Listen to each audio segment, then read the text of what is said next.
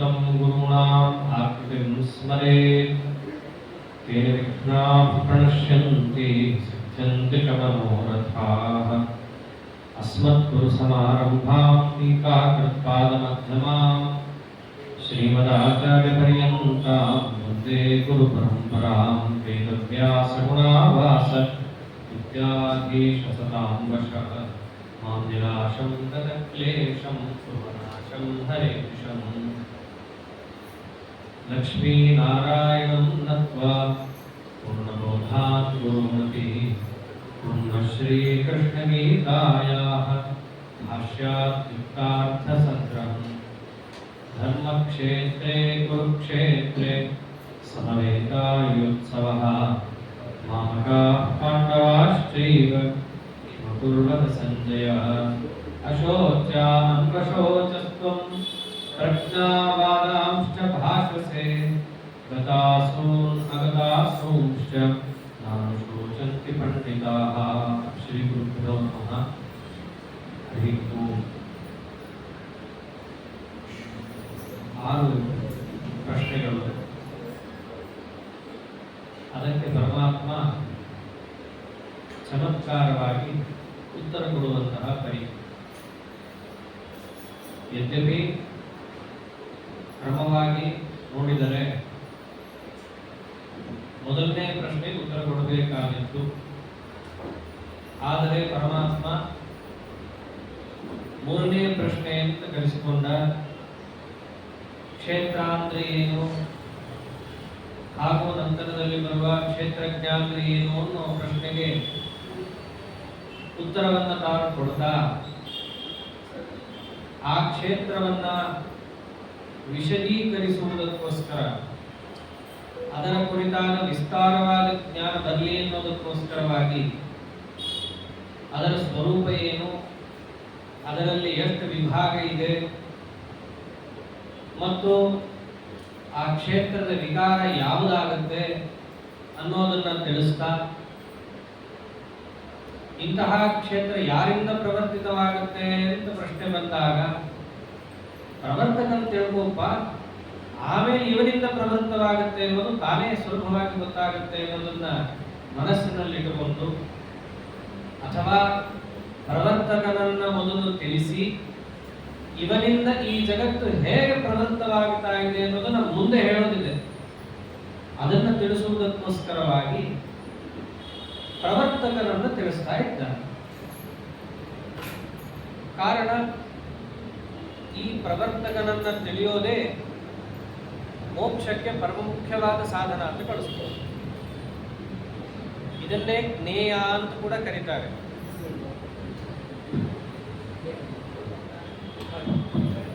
ಇದನ್ನೇ ಜ್ಞೇಯ ಅಂತ ಕೂಡ ಕರೀತಾರೆ. ಅವಶ್ಯ ತಿಳಿಯಲೇಬೇಕಾದಂತಹ ವಸ್ತು. ಯಾವುದನ್ನು ತಿಳಿದಾಗ ನಮಗೆ ದೊರಕಬೇಕಾದಂತಹ ಫಲ ಪ್ರಾಪ್ತವಾಗುತ್ತೋ ಅದನ್ನ ತಿಳಿದರೆ ತಿಳಿಯಲೇಬೇಕಾದದ್ದು ತಿಳಿದಂತೆ. ಈ ಅಭಿಪ್ರಾಯದಲ್ಲಿ ಪರಮಾತ್ಮ 6ನೇ ಪ್ರಶ್ನೆ ಅಂತ ಕರೆಸಿಕೊಂಡಿದ್ದರು. 6ನೇ ಪ್ರಶ್ನೆ ಇದೆ ತಾನೆ, ಜ್ಞೇಯ ಅಂದ್ರೆ ಏನು ಅಂತಿತ್ತು. ಇದನ್ನೇ ಪ್ರವರ್ತಕ ಅಂತ ತಿಳಿಸುವುದಕ್ಕೋಸ್ಕರವಾಗಿ ಅದೇ ಕ್ರಮದಲ್ಲೇನೆ ಜ್ಞೇಯವನ್ನು ಪರಮಾತ್ಮ ಹೇಳ್ತಾ ಇದ್ದಾನೆ. ಜ್ಞೇಯಂ ಯತ್ತತ್ ಪ್ರವಕ್ಷ್ಯಾಮಿ ಯಜ್ಞಾತ್ವಾ ಪ್ರಥಮಶ್ನುತೆ ಅನಾದಿಮತ್ ಪರಂ ಬ್ರಹ್ಮ ನ ಸತ್ತನ್ನಾಸದುಚ್ಯತೆ ಅಂತ. ತಿಳಿಯಲೇಬೇಕಾದ ವಸ್ತು ಆತನೇ ಜಗತ್ತಿಗೆ ಪ್ರವರ್ತಕ. ಅರ್ಥಾತ್ ಜಗತ್ತಿನ ಪ್ರವೃತ್ತಿಗೆ ಆತನೇ ಮುಖ್ಯವಾದ ಕಾರಣ. ಯಾರು ಕಾರಣ? ಹಿಂದೆ ಪ್ರಶ್ನೆ ಹಾಗಿತ್ತು, ಸಚಯೋ ಯತ್ ಪ್ರಭಾವಶ್ಚ ಅಂತ ಕೇಳಿದ್ದಾರೆ. ಆ ಪ್ರವರ್ತಕ ಯಾರು ಅಂತ ಕೇಳಿದಾಗ ಅದಕ್ಕೆ ಲಕ್ಷಣವನ್ನು ದೇವರು ಹೇಳಿದ. ಅದೇನೆ ಅನಾದಿಮತ್ ಪರಂ ಬ್ರಹ್ಮ ಅಂತ. ಪರಂ ಬ್ರಹ್ಮ ಯಾರು ಪರಬ್ರಹ್ಮನಿದ್ದಾನಲ್ಲ ಆತನೇ ಪ್ರೇರಕ, ಆತನೇ ಮುಖ್ಯವಾಗಿ ಜ್ಞೇಯ. ಅಲ್ಲ, ಪರಮಾತ್ಮ ಹೇಗೆ ಕ್ಷೇತ್ರಜ್ಞನ ವಿಚಾರ ಬಂದಾಗ ಕ್ಷೇತ್ರಜ್ಞ ಯಾರು ಅಂತ ಪ್ರಶ್ನೆ ಕೇಳಿದ್ರೆ ಕ್ಷೇತ್ರಜ್ಞ ನಾನೇ ಅಂತ ಹೇಳ್ಕೊಂಡ. ಹಾಗೆ ನೇರವಾಗಿ ಪ್ರವರ್ತಕ ಯಾರು, ಮೋಕ್ಷಕ್ಕೋಸ್ಕರವಾಗಿ ಅವಶ್ಯ ತಿಳಿಬೇಕಾದ ವಸ್ತು ಯಾವುದು ಅಂತ ಕೇಳಿದಾಗ ನಾನೇ ಅಂತ ಹೇಳ್ಕೋಬೋದಿತ್ತು ದೇವರು. ಆದ್ರೆ ದೇವರು ಹಾಗೆ ಹೇಳಲ್ಲ. ಮತ್ತೆ ಹೇಗೆ ಹೇಳ್ತಾ ಇದ್ದಾನೆ? ಪರಬ್ರಹ್ಮ ಜ್ಞೇಯ ಅಂತಂದ. ಯಾಕೆ ಹಾಗೆ ಹೇಳ್ತಾ ಇದ್ದಾನೆ ಅಂತಂದ್ರೆ, ಮೋಕ್ಷಕ್ಕೆ ಹೋಗಬೇಕಾದ್ರೆ ಕೆಲವರು ಏನು ಹೇಳ್ತಾರೆ, ದೇವರನ್ನ ಹೇಗೆ ತಿಳಿಬೇಕು, ನಿರ್ಗುಣ ನಿರಾಕಾರ ಅಂತ ತಿಳಿಬೇಕು, ಹಾಗೆ ತಿಳಿದಾಗ ಮಾತ್ರ ಮೋಕ್ಷ. ಒಂದು ವೇಳೆ ಕೃಷ್ಣ ನನ್ನನ್ನು ತಿಳ್ಕೊಂಡು ನಿನಗೆ ಮೋಕ್ಷ ಆಗುತ್ತೆ ಎಂದು ಬಿಟ್ಟಿದ್ರೆ ಅವನು ಕೂಡ ಮಾಯಾವಿ ಸಗುಣನೆ, ಅವನನ್ನು ತಿಳಿಯೋದ್ರಿಂದ ಅಷ್ಟೇ ಮೋಕ್ಷ ಅಲ್ಲ, ಅದೊಂದು ಹಂತ. ಅವನನ್ನು ತಿಳಿದ ಮೇಲೆ ಮತ್ತೆ ನಿರ್ಗುಣ ನಿರಾಕಾರನನ್ನು ತಿಳಿಬೇಕು ನೀವು ಅಂತ ವಾದಿಸೋರು ಇರ್ತಾರೆ. ಅದಕ್ಕೆ ಪರಮಾತ್ಮ ಗೋಜಲೇ ಬೇಡ ಅಂತ ಹೇಳಿ ಯಾರನ್ನ ತಿಳಿದ್ರೆ ಮೋಕ್ಷ? ಪರಬ್ರಹ್ಮನನ್ನು ತಿಳಿದ್ರೆ ಮೋಕ್ಷ. ಯಾಕೆ ಹಾಗೆ ಹೇಳಿದ್ದು? ಪರಬ್ರಹ್ಮ ಅನ್ನುವ ಶಬ್ದವನ್ನು ನಾವು ಬಿಡಿಸಿ ನೋಡಿದಾಗ ಬರೋ ಅರ್ಥ ಯಾವುದು? ಅನಂತ ಕಲ್ಯಾಣ ಗುಣಪೂರ್ಣ ಅಂತ ಅರ್ಥ ಬರುತ್ತೆ. ಇದನ್ನೇ ಅಂತಾರೆ ಅಥಕಸ್ಮಾದುಚ್ಯತೆ ಬ್ರಹ್ಮೇತಿ ಬೃಹಂತೋ ಹ್ಯಸ್ಮಿನ್ ಗುಣಾಃ. ಇವನನ್ನ ಬ್ರಹ್ಮ ಅಂತ ಯಾತಕ್ಕಾಗಿ ಕರಿಬೇಕು ಅಂತ ಉಪನಿಷತ್ತಿನಲ್ಲಿ ಪ್ರಶ್ನೆ ಮಾಡಿಕೊಂಡಾಗ ಉತ್ತರ ಕೊಟ್ಟಿದ್ದೇನು? ಇವನಲ್ಲಿ ಎಲ್ಲಾ ಗುಣಗಳು ತುಂಬಿವೆ, ಅದಕ್ಕೋಸ್ಕರ ಈತನನ್ನ ಬ್ರಹ್ಮ ಅಂತ ಕರಿತೇವೆ. ಆದ್ದರಿಂದ ಮೋಕ್ಷಕ್ಕೆ ಹೋಗಬೇಕಾದ್ರೆ ಯಾರ ಜ್ಞಾನ ಬೇಕಾಗುತ್ತೆ? ಯಾರು ಅನಂತ ಕಲ್ಯಾಣ ಗುಣಪೂರ್ಣನೋ ಅವನ ಜ್ಞಾನ ಬೇಕಾಗುತ್ತೆ. ಈಗ ಕೃಷ್ಣ ತನ್ನನ್ನು ತಿಳಿದ ಮೋಕ್ಷ ಅಂತ ಒಂದು ವೇಳೆ ಹೇಳಿದ್ರೆ ಕೃಷ್ಣನನ್ನು ಕೂಡ ಮಾಯಾವಿ ಅಂತ ಅಷ್ಟೇ ತಿಳಿದು ಅವನಲ್ಲೂ ಅಷ್ಟೋ ಇಷ್ಟೋ ಗುಣಗಳಿದ್ದಾವೆ ಅಂತ ಹೇಳಿ ಭ್ರಮಿಸಿ ಅಂತಹ ಕೃಷ್ಣನನ್ನು ತಿಳಿದ ಮೋಕ್ಷ ಅಂತ ಕೆಲವರು ವಾದ ಮಾಡಿಯಾರು. ಹಿಂದೇನು ಹೇಳಿದ್ದ? ಆ ಬ್ರಹ್ಮ ನಾನೇ ಅಂತ ಹೇಳಿದ್ದ. ಈಗ ಆ ಬ್ರಹ್ಮನನ್ನು ತಿಳಿದರೆ ಮೋಕ್ಷ ಅಂತ ಹೇಳ್ತಾ ಇರೋದ್ರಿಂದ ಮೋಕ್ಷ ಪ್ರಾಪ್ತಿಗೆ ಅನಂತ ಕಲ್ಯಾಣ ಗುಣಪೂರ್ಣನಾದ ನನ್ನನ್ನು ತಿಳಿದರೆ ಮೋಕ್ಷ ಅಂತ ಹೇಳಿದಂತಾಗುತ್ತೆ. ಈ ಒಂದು ಪ್ರಕ್ರಿಯೆಯನ್ನ ಪರಮಾತ್ಮ ಇದೇ ಮೊದಲಲ್ಲ ಹಿಂದೆನೂ ಮಾಡಿದ್ದಾನೆ. ಅಕ್ಷರ ಯಾರು ಅಂತ ಕೇಳಿದಾಗ ಅಕ್ಷರಂ ಪರಮಬ್ರಹ್ಮ ಅಂತ ಕೊಟ್ಟಿದ್ದಾನೆ, ತಾನೇ ಅಂತ ಹೇಳ್ಕೊಂಡಿರಲಿಲ್ಲ. ಅದಕ್ಕೂ ಇದೇ ಹಾಕ ಅಂತ ಆಚಾರ್ಯರು ತಿಳಿಸ್ತಾರೆ. ಜ್ಞೇಯ ಯಾರು ಅಂತಂದ್ರೆ ಪರಬ್ರಹ್ಮ, ಅರ್ಥಾತ್ ಪರಬ್ರಹ್ಮ ಅನಂತ ಕಲ್ಯಾಣ ಗುಣಪೂರ್ಣನಾದ ನಾನೇ ಅಂತ ಹೇಳ್ತಾರೆ. ಸರಿ, ಈ ಪರಬ್ರಹ್ಮನನ್ನ ನಾವು ಜ್ಞೇಯ ಅಂತ ತಿಳಿದಂತಾಯ್ತು. ಆಮೇಲೆ ಇನ್ನೊಂದು ಪ್ರಶ್ನೆ ಇತ್ತಲ್ಲ, ಸಚಯೋ ಯತ್ ಪ್ರಭಾವಶ್ಚ, ಅವನ ಪ್ರಭಾವ ಏನು, ಅವನ ಸಾಮರ್ಥ್ಯ ಏನು, ಇಂತಹ ಜಗತ್ತನ್ನ ಪ್ರವೃತ್ತಿ ಮಾಡಬೇಕಾದ್ರೆ ಅದನ್ನು ನಡೆಸಬೇಕಾದ್ರೆ ಅವನಿಗೆ ಏನು ಸಾಮರ್ಥ್ಯ ಇದೆ? ಅದಕ್ಕೆ ಉತ್ತರ ಕೊಟ್ಟರು ಅನಾದಿಮತ್ ಅಂತ ಉತ್ತರ ಕೊಟ್ಟರು. ಮೊದಲನೇ ಉತ್ತರ ಅನಾದಿಮತ್ ಅಂತಂದ್ರೆ ಆದಿಯನ್ನ ಉಳ್ಳದ್ದು ಆದಿಮತ್. ಹೇಗೆ ಬುದ್ಧಿ ಉಳ್ಳವನು ಬುದ್ಧಿಮಾನ್ ಅಂತ ಕರೀತಾರೆ ಅವರು. ಆದಿಯನ್ನ ಉಳ್ಳದ್ದು ಆದಿಮತ್.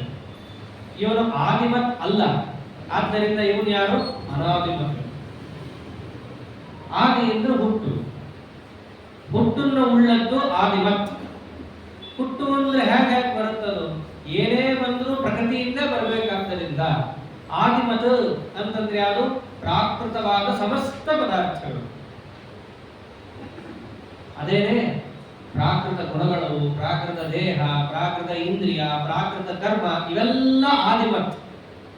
ಇವನು ಹೇಗಿದ್ದಾನೆ ಗೊತ್ತೇನು? ಇವನು ಆದಿಮತ್ ಅಲ್ಲ, ಇವನು ಅನಾದಿಮತ್. ಇವರಲ್ಲಿ ಯಾವುದೂ ಪ್ರಾಕೃತವಾದದ್ದಿಲ್ಲ. ಇದೇ ಇವನ ಸಾಮರ್ಥ್ಯ.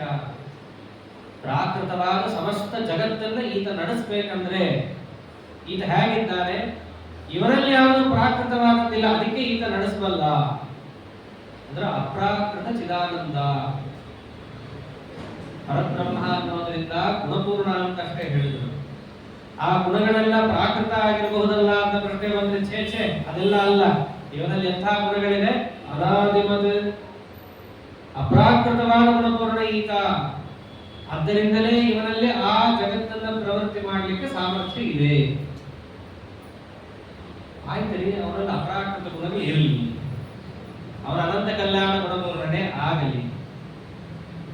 ಈ ಜಗತ್ತಿನ ಒಳಗೆ ಇದ್ದು ಹೆಂಗೆ ಕ್ಷೇತ್ರಗಳಲ್ಲಿ 28 ಕ್ಷೇತ್ರಗಳು ಅಂತ ಹೇಳಿದ್ದಾರೋ ಹಿಂದೆ, ಹಂಗೆ ಇವನು ಅವರಲ್ಲಿ ಯಾರೋ ಒಬ್ಬ ಆಗಿ ಇವನು ಪ್ರೇರಣೆ ಮಾಡ್ತಾ ಇದ್ದಾನ ಅಂದ್ರೆ ಜಗತ್ತಿನಲ್ಲಿ ಇವನು ಒಬ್ಬ ಸೇರಿಕೊಂಡು ಜಗತ್ತನ್ನು ಪ್ರೇರಣೆ ಮಾಡ್ತಾ ಇದ್ದಾನೆ ಅಂತ ಯಾಕೆ ಆಗ್ತಾರೆ?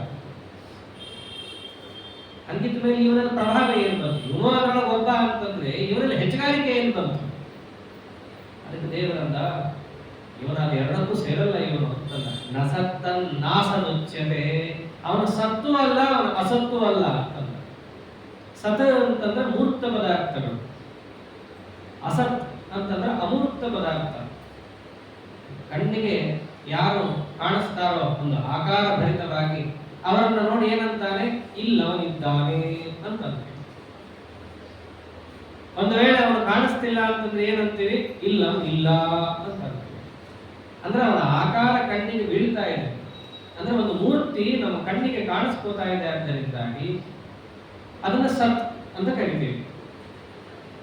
ಆದ್ದರಿಂದ ಮೂರ್ತವನ್ನ ಸತ್ ಅಂತ ಕರೀತಾರೆ, ಅಮೂರ್ತವನ್ನ ಅಸತ್ ಅಂತ ಕರೀತಾರೆ. ಈ ಪರಮಾತ್ಮ ಹೇಗಿದ್ದಾನೆ ಅಂತಂದ್ರೆ ಇವನು ಮೂರ್ತನೂ ಅಲ್ಲ, ಇವನು ಅಮೂರ್ತನೂ ಅಲ್ಲ. ಇಡೀ ಜಗತ್ತು ಎರಡೇ ತಾನೇ ಇರೋದು, ಒಂದು ಮೂರ್ತ ಇದೆ, ಒಂದು ಅಮೂರ್ತ ಇದೆ. ಇವನು ಅವೆರಡನ್ನೂ ಸೇರಲ್ಲ ಅಂತಂದ್ರೆ ಕಾರಣ ಈ ಮೂರ್ತ ಅಂತಂದ್ರೆ ಪ್ರಾಕೃತವಾದ ಮೂರ್ತಿಗಳನ್ನು ಹೇಳಿದ್ದಾರೆ. ದೇವರಲ್ಲಿ ಯಾವುದೂ ಇಲ್ಲ, ಹಾಗಾಗಿ ಅವನು ಮೂರ್ತ ಅಲ್ಲ. ಅಮೂರ್ತ ಅಂತಂದ್ರೆ ಈ ಮೂರ್ತದಿಂದ ಹೊರತಾಗಿ ಜಗತ್ತಿನಲ್ಲಿ ಸೇರಿರುವಂತಹ ಪದಾರ್ಥಗಳು. ಇವನು ಅದು ಅಲ್ಲ, ಆದ್ದರಿಂದ ಇವನು ಜಗತ್ತಿನಲ್ಲಿ ಸೇರುವಂತಹ ವ್ಯಕ್ತಿ ಅಲ್ಲ. ಅದೇ ಜಗತ್ತಿನಲ್ಲಿ ಸೇರಲ್ಲ ಅಂತಂದ್ರೆ ಯಾಕೆ ಅವನು ಜಗತ್ತಿನಲ್ಲಿ ಸೇರಲ್ಲ? ಜಗತ್ತಿನಿಂದ ಇವನು ಯಾಕೆ ಭಿನ್ನ ಇದ್ದಾನೆ? ಅದಕ್ಕೆ ಕಾರಣಗಳನ್ನು ಕೊಡ್ತಾ ಹೋಗ್ತಾನೆ ಪರಮಾತ್ಮ. ಹೇಗಿದ್ದಾನೆ? ಜಗತ್ತಲ್ಲಿ ಏನಿದೆ ನೋಡ್ರಿ, ಬಹಳ ಸೂಕ್ಷ್ಮವಾದ ಮತ್ತು ಬಹಳ ವಿಚಿತ್ರವಾದ ವಿಚಾರ ಇದೆ. ಯಾವ ಪದಾರ್ಥವನ್ನು ತಗೊಂಡ್ರೆ ಜಗತ್ತಿನಲ್ಲಿ ಆ ಪದಾರ್ಥಕ್ಕೆ ಏನು ಶಕ್ತಿ ಇದೆಯೋ ಅಷ್ಟನ್ನು ಮಾತ್ರ ಅದು ಲೋಕದಲ್ಲಿ ವಿನಿಯೋಗಿಸಿ ಉಪಯೋಗ ಪಡೆಯಬಹುದು. ಒಂದು ವೇಳೆ ಬೇರೆ ಪದಾರ್ಥದ ಶಕ್ತಿ ಅದನ್ನು ಬರಲಿ ಅಂದ್ರೂ ಬರಲ್ಲ, ಇದರದ್ದು ಬೇರೆ ಕಡೆ ಹೋಗಲಿ ಅಂದ್ರೂ ಹೋಗಲ್ಲ. ಉದಾಹರಣೆಗೆ ಲೋಕದಲ್ಲಿ ಒಂದು ಹಣ್ಣಿದೆ, ಯಾವುದು? ಕಿತ್ಲೆ ಹಣ್ಣು. ಕಿತ್ಲೆ ಹಣ್ಣಲ್ಲಿ ಸೇಬಿನ ಶಕ್ತಿ ಬರಲಿ ಅಥವಾ ಮತ್ತೊಂದು ಹಣ್ಣಿನ ಶಕ್ತಿ ಬರಲಿ, ಬರಲ್ಲ. ಅದರಲ್ಲಿ ಏನಿರುತ್ತೋ ಅಷ್ಟೇ ಇರುತ್ತೆ. ಇದು ಜಗತ್ತು, ಅದರ ಪರಮಾತ್ಮ ಆಗಲ್ಲ. ಅದಕ್ಕೆ ಇವನು ಜಗತ್ತಿಂದ ವಿಲಕ್ಷಣ. ಅದ್ಯಾಕೆ ಹಾಗಲ್ಲ? ಸರ್ವತಃ ಪಾಣಿಪಾದಂಚ ಸರ್ವತೋಕ್ಷಿ ಶಿರೋಮುಖಂ ಸರ್ವತಃ ಶ್ರುತಿಮಲ್ಲೋಕೆ ಸರ್ವಮಾವೃತ್ಯ ತಿಷ್ಠತಿ. ಬಹಳ ಎಲ್ಲರ ಅನುಸಂಧಾನದಲ್ಲಿರಬೇಕಾದ ಶ್ಲೋಕ. ಸರ್ವತಃ ಪಾಣಿಪಾದಂಚ ಮೇಲ್ನೋಟದ ಅರ್ಥ ಒಂದು, ಅಭಿಪ್ರಾಯ ಇನ್ನೊಂದು. ದೇವರಂತಿದ್ದಾನೆ ಕೃಷ್ಣ.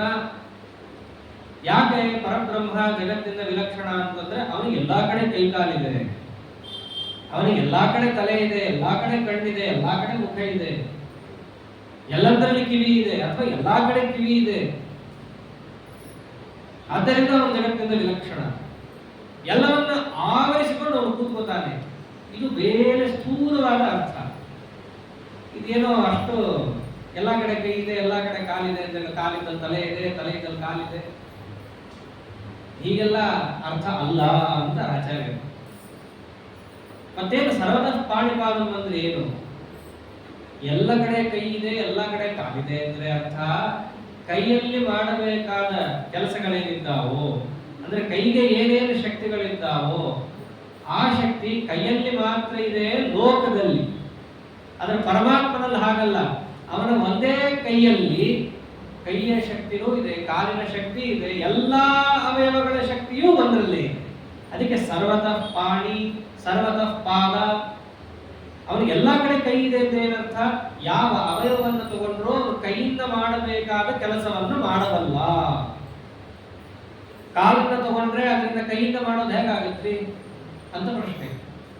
ಕೈಯಿಂದ ಮಾಡಬೇಕಾಗಿರೋದು ಕಾಲಿಂದ ಹೇಗೆ ಮಾಡಕ್ಕಾಗತ್ತೆ? ಇವೆಲ್ಲ ಲೋಕದಲ್ಲಿ, ಪರಮಾತ್ಮನಲ್ಲಿ ಹಾಗಿಲ್ಲ. ಅದಕ್ಕೆ ಶಕಟಾಸುರ ಭಂಜನ ಅಂತ ಪ್ರಶ್ನೆ ಬಂದಾಗ ಸರ್ವತಃ ಪಾಣಿಪಾದಂ ಅನ್ನೋದನ್ನೇ ಉಲ್ಲೇಖ ಮಾಡ್ತಾರೆ. ಅಸುರನನ್ನ ಕೊಲ್ಲಬೇಕಾದ್ರೆ ಸಾಮಾನ್ಯವಾಗಿ ಕೈಯಿಂದ ಕೊಲ್ಲುವುದು ವಾಡಿಕೆ. ಆದ್ರೆ ಪರಮಾತ್ಮ ಅಲ್ಲಿ ಝಾಡಿಸಿ ಒದ್ದು ಅವನನ್ನು ಸಂಹಾರ ಮಾಡ್ತಾನೆ. ಯಾಕೆ ಕೈಯಿಂದ ಯಾಕೆ ಮಾಡಲಿಲ್ಲ ಅಂತಂದ್ರೆ ಅವನು ಕೈಯಿಂದ ಮಾಡೋದು ಅಷ್ಟೇ, ಕಾಲಿಂದ ಮಾಡೋದು ಅಷ್ಟೇ. ಕಾರಣ ಕಾಲಲ್ಲಿಯೂ ಕೈಯಲ್ಲಿ ಇರುವ ಶಕ್ತಿಯನ್ನು ಅವನು ಹೊಂದಿದ್ದಾನೆ. ಅವನಿಗೆ ಎಲ್ಲಾ ಅವಯವದಲ್ಲೂ ಎಲ್ಲಾ ಅವಯವಗಳ ಶಕ್ತಿ ಇದೆ, ಆದ್ದರಿಂದ ಇವನು ಜಗತ್ತಿನಲ್ಲಿ ಸೇರ್ತಾನ ಅಂತ ಕೇಳ್ತಾನೆ. ಇವನು ಭಗವಂತ ಸರ್ವತೋಕ್ಷಿ ಶಿರೋಮುಖಂ, ಅವನಿಗೆ ಬರೀ ಕಣ್ಣಲ್ಲಿ ಮಾತ್ರ ನೋಡುವ ಶಕ್ತಿ ಇದೆ ಅಂತಲ್ಲ, ಅವನು ಕೈಯಿಂದ ಬೇಕಾದರೂ ನೋಡಬಲ್ಲ. ಇದು ಭಗವಂತನ ಸಾಮರ್ಥ್ಯ. ಸರ್ವತಃ ಶಿರೋ, ಎಲ್ಲ ಕಡೆ ಅವನಿಗೆ ಶಿರಸ್ಸಿದೆ ಅಂದ್ರೆ ಏನು? ಶಿರಸ್ಸಿನ ಶಕ್ತಿ ಅವನಿಗೆ ಎಲ್ಲಾ ಅವಯವದಲ್ಲೂ ಇದೆ. ಮುಖ ಅಂದ್ರೆ ವಾಕ್, ಮಾತು. ಅವನು ಬರೀ ನಾಲಿಗೆಯಿಂದ ಮಾತ್ರ ಮಾತಾಡುವನು ಅಂತಲ್ಲ, ಯಾವ ಅವಯವದಿಂದ ಯಾವ ಕೆಲಸವನ್ನು ಬೇಕಾದರೂ ಮಾಡಬಲ್ಲ. ಪಾಣಿಪಾದಂ ಅನ್ನೋದ್ರಿಂದ ಕರ್ಮೇಂದ್ರಿಯ, ಅಕ್ಷಿಶಿರೋಮುಖಂ ಅನ್ನೋದ್ರಿಂದ ಜ್ಞಾನೇಂದ್ರಿಯ. ಅಂದ್ರೆ ಪರಮಾತ್ಮನಿಗೆ ಇಂದ್ರಿಯ ಇದೆ, ಆದ್ರೆ ನಮ್ಮ ತರ ಅಲ್ಲ. ಮುಂದೆ ಹೇಳ್ತಾರೆ ಅದೇ ಮಾತನ್ನ. ಎಲ್ಲಾ ತರಹದ ಇಂದ್ರಿಯವೂ ಇದೆ, ಆದ್ರೆ ಎಲ್ಲಾ ತರಹದ ಇಂದ್ರಿಯ ಇರೋದು ವೈಭವಕ್ಕೆ ಹೊರತು ಆಯಾ ಕೆಲಸಕ್ಕಂತಲ್ಲ. ಒಂದೇ ಇಂದ್ರಿಯದಿಂದ ಎಲ್ಲಾ ಕೆಲಸ ಮಾಡಬಲ್ಲ. ಇದು ಭಗವಂತ. ಇವನನ್ನ ಜಗತ್ತಿನಲ್ಲಿ ಯಾವ ಗುಂಪಿನಲ್ಲಿ ಸೇರಿಸ್ತೀವಿ ಅಂತ ಕೇಳ್ತಾರೆ. ಅದನ್ನೇ ಸರ್ವತಃ ಶ್ರುತಿಮಲ್ಲೋಕೆ, ಎಲ್ಲದಕ್ಕಿಂತ ಸ್ವಾರಸ್ಯ ಇದೆ ಇಲ್ಲಿ. ಸರ್ವತಃ ಶ್ರುತಿಮತ ಲೋಕೆ. ಪರಮಾತ್ಮನಿಗೆ ಎಲ್ಲ ಕಡೆ ಕಿವಿ ಇದೆ, ಇದಂತೂ ನಿಜನೇ. ಎಲ್ಲ ಕಡೆ ಅವನು ತಲೆ ಇದ್ಮೇಲೆ ಎಲ್ಲ ಕಡೆ ಅವನ ಕಿವಿ ಇರಲೇಬೇಕು. ಅಂದ್ರೇನು? ಆ ಕಿವಿಯ ಕೆಲಸವನ್ನ ಪರಮಾತ್ಮ ಕಿವಿಯಿಂದಷ್ಟೇ ಮಾಡೋದಲ್ಲ, ಎಲ್ಲ ಅವಯವದಿಂದಲೂ ಆ ಕೆಲಸವನ್ನು ಅವನು ಮಾಡಬಲ್ಲ. ಇಂತಹ ಪರಮಾತ್ಮ ಸರ್ವಮಾವೃತ್ಯ ತಿಷ್ಠತಿ, ಎಲ್ಲರನ್ನ ಆವರಿಸಿಕೊಂಡು ಈಗ ಕೂತ್ಕೋತಾನೆ.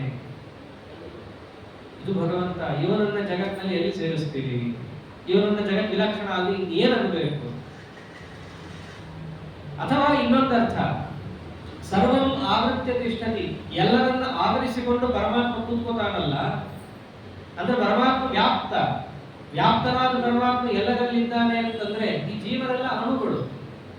ಅವರನ್ನ ವ್ಯಾಪಿಸಿ ಅಂದ್ರೆ ಒಂದ್ ಕಡೆ ಕೈ ಇದೆ, ಒಂದ್ ಕಡೆ ಕಾಲಿದೆ, ಒಂದ್ ಕಡೆ ತಲೆ ಇದೆ. ವ್ಯಾಪ್ತಿ ಅಂದ ಮೇಲೆ ಎಲ್ಲವೂ ಪರಮಾತ್ಮನ ಅವಯವಗಳು. ಒಬ್ಬರಲ್ಲಿ ಹೇಗೆ ಬರ್ಲಿಕ್ಕೆ ಸಾಧ್ಯ? ವ್ಯಾಪಿಸಿಕೊಂಡಿರ್ಬೇಕು. ಅಂದ್ರೆ ಒಬ್ಬನಲ್ಲಿ ಕೈ ಇದ್ರೆ ಇನ್ನೊಬ್ಬರಲ್ಲಿ ಕಾಲಿರ್ಬೇಕು, ಒಬ್ಬನಲ್ಲಿ ತಲೆ ಇದ್ರೆ ಇನ್ನೊಬ್ಬರಲ್ಲಿ ತಲೆ ಇರಲ್ಲ. ಸಾಮಾನ್ಯ ವ್ಯಾಪ್ತಿ ಇದ್ರೆ ಹೀಗೆ ತಾನೆ ಲೋಕದಲ್ಲಿ. ಆದ್ರೆ ಭಗವಂತ ಹಂಗಲ್ಲ. ಎಲ್ಲಾ ಕಡೆ ಸರ್ವತಃ ಪಾಣಿಪಾದಂ, ಸರ್ವತಃ ಅಕ್ಷಿ ಶಿರೋಮುಖಂ, ಸರ್ವತಃ ಶ್ರುತಿಮತ್. ಯಾರ ಜೀವರಾಶಿಗಳನ್ನು ತಗೊಂಡ್ರೋ ಅವರೊಳಗೆ ಪರಮಾತ್ಮ ಬಿಂಬರೂಪದಿಂದ ಹೇಗಿದ್ದಾನೆ? ಸರ್ವಾವಯವ ಸಂಪನ್ನನಾಗಿ, ಸುಕುಮಾರನಾಗಿ, ಸುಂದರನಾಗಿ, ಸರ್ವಾಭರಣ ಭೂಷಿತನಾಗಿ ಇದ್ದಾನೆ. ಪರಮಾತ್ಮನ ವೈಭವ ಇದು. ಒಬ್ಬನೇ ಇದ್ದಾನೆ, ವ್ಯಾಪಿಸಿದ್ರೂ ಕೂಡ ಪ್ರತಿಯೊಬ್ಬರಲ್ಲೂ ಪ್ರತಿಯೊಂದು ಅವಯವದಿಂದ ಕೂಡಿಕೊಂಡಿದ್ದಾನೆ. ಹೇಗಿದು ಆಶ್ಚರ್ಯ! ಇವನನ್ನ ಜಗತ್ತಿನಲ್ಲಿ ಯಾವ ಪದಾರ್ಥದಲ್ಲಿ ಸೇರಿಸಬೇಕು? ಅದಕ್ಕೆ ಪರಮಾತ್ಮ ಅಂತ ನಸತ್ತ ನಾಸನುಚ್ಯತೆ, ಅವನು ಜಗತ್ತಿನಲ್ಲಿ ಯಾವ ಪದಾರ್ಥದಲ್ಲೂ ಅವನು ಸೇರೋದಿಲ್ಲ ಅಂತ. ಇಷ್ಟೇ ಅಲ್ಲ, ಇವನಿದ್ದಾನಲ್ಲ, ಇವನ ಜ್ಞಾನ ಬರಬೇಕು ಅಂತಂದ್ರೆ ತಾವೆಷ್ಟು ಉಪಕಾರಕನೋ, ಇವನು ಬಿಡ್ರಿ ಜಗತ್ತಿನ ಯಾವ ಜ್ಞಾನ ಬರಬೇಕಂದ್ರೂ ಇವನೇ ಇರ್ಬೇಕು. ಕಣ್ಣಿನಿಂದ ಜ್ಞಾನ ಬರಬೇಕು ಅಂದ್ರೆ ಕಣ್ಣಿದ್ರೆ ಸಾಕು, ಕಿವಿ ಅದಕ್ಕೆ ಬೇಕಿಲ್ಲ. ಸಾಮಾನ್ಯವಾಗಿ ಲೋಕದಲ್ಲಿ ಹೀಗಿದೆ. ಆದ್ರೆ ಇವನಲ್ಲಿ ಹಾಗಲ್ಲ. ಯಾವ ಇಂದ್ರಿಯದಿಂದ ಜ್ಞಾನ ಬರಬೇಕಂದ್ರೂ ಯಾರಿರ್ಬೇಕಂದ್ರ ಜೊತೆಯಲ್ಲಿ ಇವನಿರ್ಬೇಕು.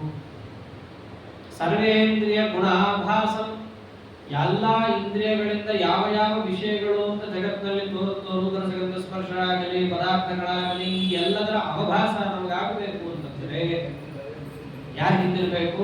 ಇವನಿರ್ಬೇಕು. ಇವನು ನೋಡಿ ಆಮೇಲೆ ಇವನಿಗೆ ಅದನ್ನ ತೋರಿಸಿದ್ರೆ ಇವನಿಗೆ ಅದು ಕಾಣುತ್ತೆ. ಇವನು ಅದನ್ನ ಜೀವನಿಗೆ ಅರ್ಥ ಮಾಡಿಸ್ಬೇಕು ಅಂತಂದ್ರೆ ಇವನಿಗೆ ಅರ್ಥ ಆಗುತ್ತಿಲ್ಲ, ಅಂದ್ರೆ ಆಗುವುದೇ ಇಲ್ಲ. ಅಂದ್ರೆ ಇವನು ನೋಡಿ ನೋಡಿಸ್ತಾನೆ ಅಂತಂದ್ರೆ ಇವನಿಗೆ ಇಂದ್ರಿಯಗಳಿದೆಯಾ? ಜೀವನಿಗಿರೋ ಹಾಗೆ ಇವನಿಗೆ ಇಂದ್ರಿಯ ಇದೆಯಾ? ಈ ಶಬ್ದ ಪ್ರಶ್ನೆ ಬಹಳ ಚೆನ್ನಾಗಿದೆ. ಜೀವನಿಗಿರೋ ಹಾಗೆ ಇವನಿಗೆ ಇಂದ್ರಿಯ ಇದೆಯಾ? ಇಲ್ಲ. ಸರ್ವೇಂದ್ರಿಯ ವಿವರ್ಜಿತಂ. ಜೀವನಿಗಿರೋ ಹಾಗಿಲ್ಲ, ಇವನಿಗಿದೆ. ಆದ್ರೆ ಇವನಿಗೆ ಎಂತಾಗ್ತಿದೆ? ಅಪ್ರಾಕೃತವಾಗುತ್ತಿದೆ. ಅದಕ್ಕೆ ಸರ್ವೇಂದ್ರಿಯ ಗುಣಾಭಾಸಂ. ಈ ಜೀವರ ಎಲ್ಲಾ ಇಂದ್ರಿಯಗಳು ಅಂದ್ರೆ ಜೀವರ ಎಲ್ಲಾ ಇಂದ್ರಿಯಗಳು ಅಂದ್ರೆ ಯಾವಾಯ್ತು? ಪ್ರಾಕೃತ ಇಂದ್ರಿಯಗಳು. ಆ ಪ್ರಾಕೃತ ಇಂದ್ರಿಯಗಳಿಂದ ಜ್ಞಾನ ಬರಬೇಕಂದ್ರೆ ಇವನ ಸಹಾಯ ಬೇಕು. ಆದ್ರೆ ಇವನು ಪ್ರಾಕೃತೇಂದ್ರಿಯವನ್ನು ಹೊಂದಿಲ್ಲ. ಇವನನ್ನು ಜಗತ್ತಿನಲ್ಲಿ ಯಾವ ಗುಂಪಿಗೆ ಸೇರಿಸಲ್ಲ. ಸರ್ವೇಂದ್ರಿಯ ಗುಣಾಭಾಸಂ ಸರ್ವೇಂದ್ರಿಯ ವಿವರ್ಜಿತಂ. ಇಷ್ಟೆಲ್ಲ ಜಗತ್ತಿಗೆ ಜ್ಞಾನ ಹುಟ್ಟಿಸ್ತಾನೆ. ಆದರೆ ಇವನಿಗೆ ಎಲ್ಲೂ ಕೂಡ ಆಸಕ್ತಿ ಇಲ್ಲ. ಅದಕ್ಕೆ ಇವನನ್ನು ಏನಂತ ಕರೆದಿದ್ದಾರೆ? ನಿರ್ಲೇಪ, ಅಸಂಗ ಅಂತ ಕರೆದಿದ್ದಾರೆ. ಅಸಂಗೋಹ್ಯಯಂ ಪುರುಷ ಇಂದ ಪುರುಷನ ನಿರ್ವಚನವನ್ನು ಕೊಡ್ತಾರೆ ದೇವರು. ಇವನ ಅಸಂಗ, ಇವನಿಗೆಲ್ಲೂ ಕೂಡ ಸಂಬಂಧ ಇಲ್ಲ. ಈ ಜೀವ ತಾನು ಅಭಿಮಾನದಲ್ಲಿಟ್ಟು ಆ ಪದಾರ್ಥವನ್ನು ತನ್ನ ಮನಸ್ಸಿಗೆ ಹಚ್ಚಿಕೊಂಡು ಎಲ್ಲಾ ಕಡೆ ಮೆಚ್ಚಿಕೊಂಡು ಇವನು ಹಳ್ಳ ಹಿಡಿತಾನೆ ಹೊರತು ಪರಮಾತ್ಮನಿಗೆ ಯಾವುದೇ ರೀತಿಯಾದಂತಹ ಲೇಪ ಇಲ್ಲ. ಅದಕ್ಕೆ ಏನಂತ ಚಿಂತಾ ಸಂತಾಪ ಲೇಪೋ ಭವ ಪ್ರತಿಮುಖರ ಶೇಷ ದೋಷ. ಇವನಿಗೆ ಯಾವ ಲೇಪ, ಪುಣ್ಯ ಪಾಪಗಳ ಸಂಬಂಧ, ಕರ್ಮದ ಸಂಬಂಧ ಯಾವುದು ಇವನಿಗಿಲ್ಲ.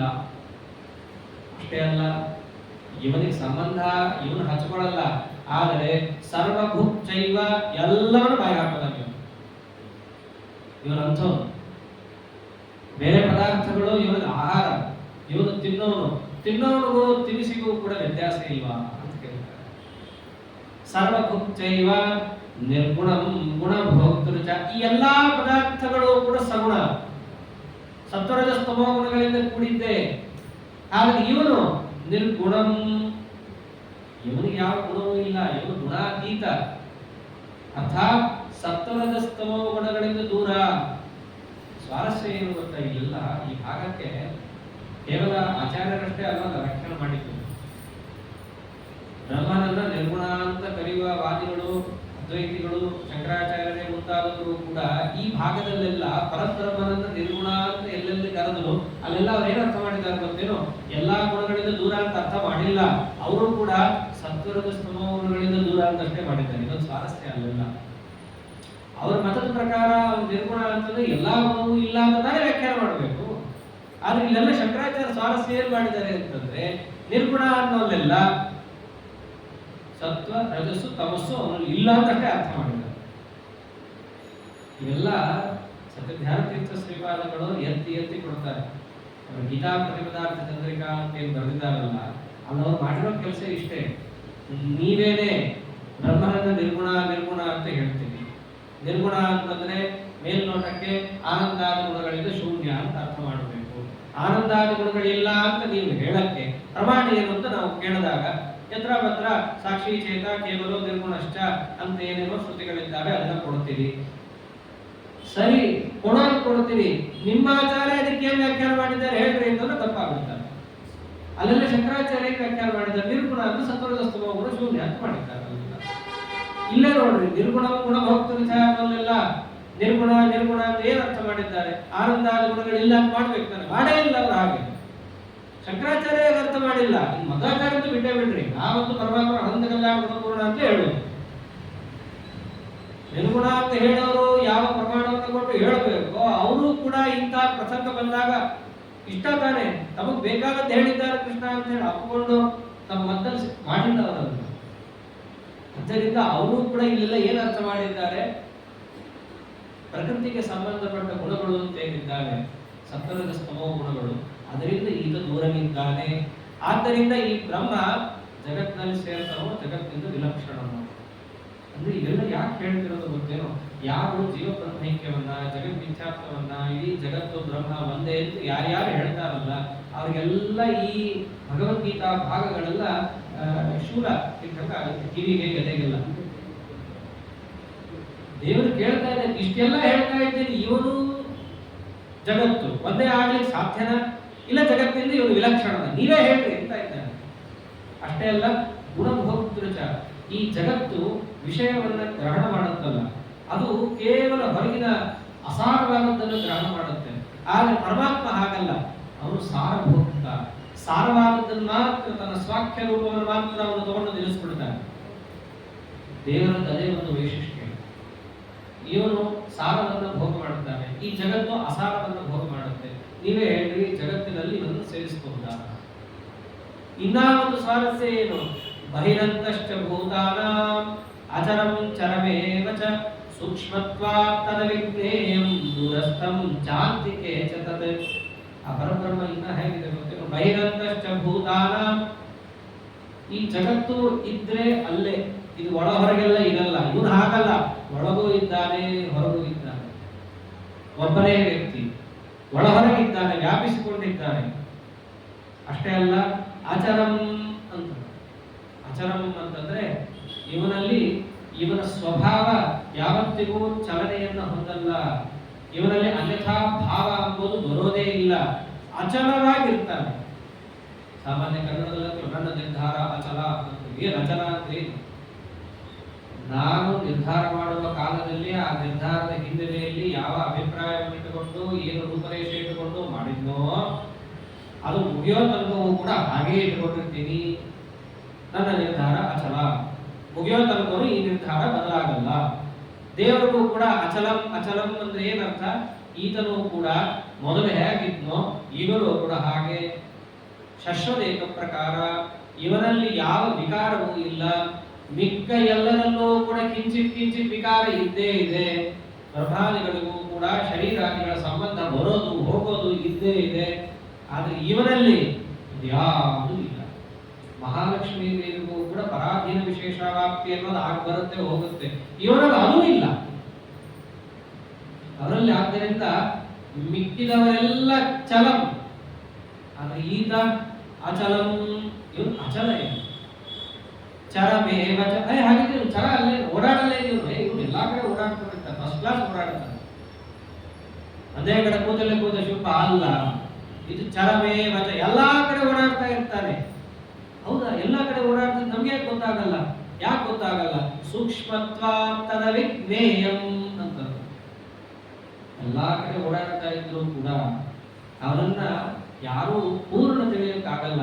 ಕಾರಣ ಸೂಕ್ಷ್ಮತ್ವ ಅಂತ. ತುಂಬಾ ಸೂಕ್ಷ್ಮ. ಕಣ್ಣೆದುರಿಗಿರೋ ವ್ಯಕ್ತಿನೇ ನಾವು ಗುರುತಿಸಲ್ಲ ಒಂದೊಂದ್ಸರ್ತಿ. ಅದು ಹೋಗ್ಲಪ್ಪ ಅಂತಂದ್ರೆ ಇನ್ನ ಅತಿ ಸೂಕ್ಷ್ಮವಾದ ಪರಮಾಣುಗಳೇ ನಮ್ಮ ಕಣ್ಣಿಗೆ ಕಾಣಲ್ಲ. ದುರ್ಬಿಂದ ಹುಡುಕೋ ಅವಸ್ಥೆಯಲ್ಲಿದೆ. ಇನ್ನ ಅದಾದ ಮೇಲೆ ಅದಕ್ಕೂ ಸೂಕ್ಷ್ಮ ಸೂಕ್ಷ್ಮ ಸೂಕ್ಷ್ಮ ಅಂತ ಹುಡುಕ್ತಾ ಹೋದ್ರೆ ಅಣೋರಣೀಯ ಮಹತೋ ಮಹೀಯಾನ್ ಅಂತ ಕರೆಸಿಕೊಂಡವರು. ಆದ್ದರಿಂದ ಅವರನ್ನು ಪೂರ್ಣ ತಿಳಿಯಕ್ಕೆ ಯಾರಿಗೂ ಕೂಡ ಸಾಧ್ಯ ಇಲ್ಲ. ಎಲ್ಲ ಕಡೆ ಓಡಾಡ್ತಾ ಇದ್ದಾನೆ, ಎಲ್ಲ ಕಡೆ ಇದ್ದಾನೆ, ಎಲ್ಲರ ಒಳಹೊರಗೂ ಇದ್ದಾನೆ. ಆದರೆ ಯಾರಿಗೂ ಕೂಡ ಪೂರ್ಣ ತಿಳಿತಾ ಇಲ್ಲ. ಇವನನ್ನ ಜಗತ್ತಿನ ಯಾವ ಒಂದು ಗುಂಪಿಗೆ ಸೇರಿಸೋಣ. ಕಾರಣ ಜಗತ್ತಿನಲ್ಲಿ ಪ್ರತಿಯೊಂದನ್ನು ಕೂಡ ತಿಳ್ಕೊಂಡ್ಬಿಡ್ಬಹುದು. ಅಲ್ಪ ಹಠ ಮಾಡಿದ್ರೆ ಹೋರಾಡದೆ ತಿಳಿಬಹುದು. ಆದರೆ ಇವನನ್ನು ತಿಳಿಯಕ್ಕಾಗಲ್ಲ. ಎಲ್ಲರಿಗಿಂತ ಸೂಕ್ಷ್ಮ ಇವನು. ಅಷ್ಟೇ ಅಲ್ಲ, ದೂರಸ್ಥಂ ಚಾಪ್ತಿಕೆ ಚತತೆ. ಏನೋ ದೂರ ಇದೆಯಪ್ಪ, ಅದಕ್ಕೆ ಗೊತ್ತಾಗಿಲ್ಲ. ಹೌದು, ದೂರದಲ್ಲಿದೆ. ಹಾಗಂತ ದೂರದಲ್ಲೇ ಇದೆ ಅಂತಲ್ಲ. ಅಂತಿಕೆ ಚತತೆ, ಹತ್ತಿರದಲ್ಲೂ ಇದೆ, ದೂರದಲ್ಲೂ ಇದೆ, ಹತ್ತಿರದಲ್ಲೂ ಇದೆ. ಇಂಥ ವಿಲಕ್ಷಣ ಏಕಕಾಲದಲ್ಲಿ ಒಂದೇ ವಸ್ತು ದೂರದಲ್ಲೂ ಹತ್ತಿರದಲ್ಲೂ ಇರಬೇಕು ಅಂತಂದ್ರೆ ಅಂತಹ ವಸ್ತುವನ್ನ ಜಗತ್ತಿನಲ್ಲಿ ಎಲ್ಲಿ ಸೇರಿಸಬೇಕು? ಸೇರ್ಸಕ್ಕಾಗಲ್ಲ. ಏನ್ ಮಾಡ್ಬೋದು ಹೆಚ್ಚಿಗೆ ಅಂದ್ರೆ ಕೈ ಮುಗಿದು ಅಚಿಂತ್ಯಾತ್ಮಕ ಶಕ್ತಿ ಸಂಪನ್ನ ಅಂತ ಹೇಳಿ ದೇವರಿಗೂ ದೀರ್ಘದಂಡ ಪ್ರಣಾಮ ಹಾಕ್ಬೋದು ಅಷ್ಟೇ. ಇನ್ನೊಂದು ಪ್ರಶ್ನೆ ಬರುತ್ತೆ, ಅಲ್ಲ ಒಬ್ಬನೇ ವ್ಯಕ್ತಿ ದೂರದಲ್ಲೂ ಹತ್ತಿರದಲ್ಲೂ ಇರ್ತಾನೆ, ಅಥವಾ ಪ್ರತಿಯೊಬ್ಬ ಜೀವರಾಶಿಯಲ್ಲೂ ಕೂಡ ಬಿಂಬರೂಪ ಬೇರೆ ಬೇರೆ ಅಂತ ನೀವು ಅಂತೀರಿ, ಒಬ್ಬನೇ ಭಗವಂತ ಎಲ್ಲಾ ಕಡೆ ಇದ್ದಾನೆ ಅಂತೀರಿ, ಅದೇನ್ ಸರಿ ಅಂತ ಕೇಳಿದಾಗ ಅದಕ್ಕೂ ಉತ್ತರ ಕೊಡ್ತಾನೆ. ಅವಿಭಕ್ತಂಚ ಭೂತೇಷು ವಿಭಕ್ತಮೇವ ಚ ಸ್ಥಿತಂ ಭೂತಭದ್ರ ಚ ತಜ್ಞೇಯಂ ರಸಿಷ್ಣು ಪ್ರಭ ವಿಷ್ಣು ಚ. ಹೌದು, ಕಾಣುತ್ತೆ ಅಂತಂದ. ಕಾಣಿಸೋದು ಹಾಗೇನೆ, ಅದು ಇರೋದು ಹಾಗಲ್ಲ. ಏನಂತ?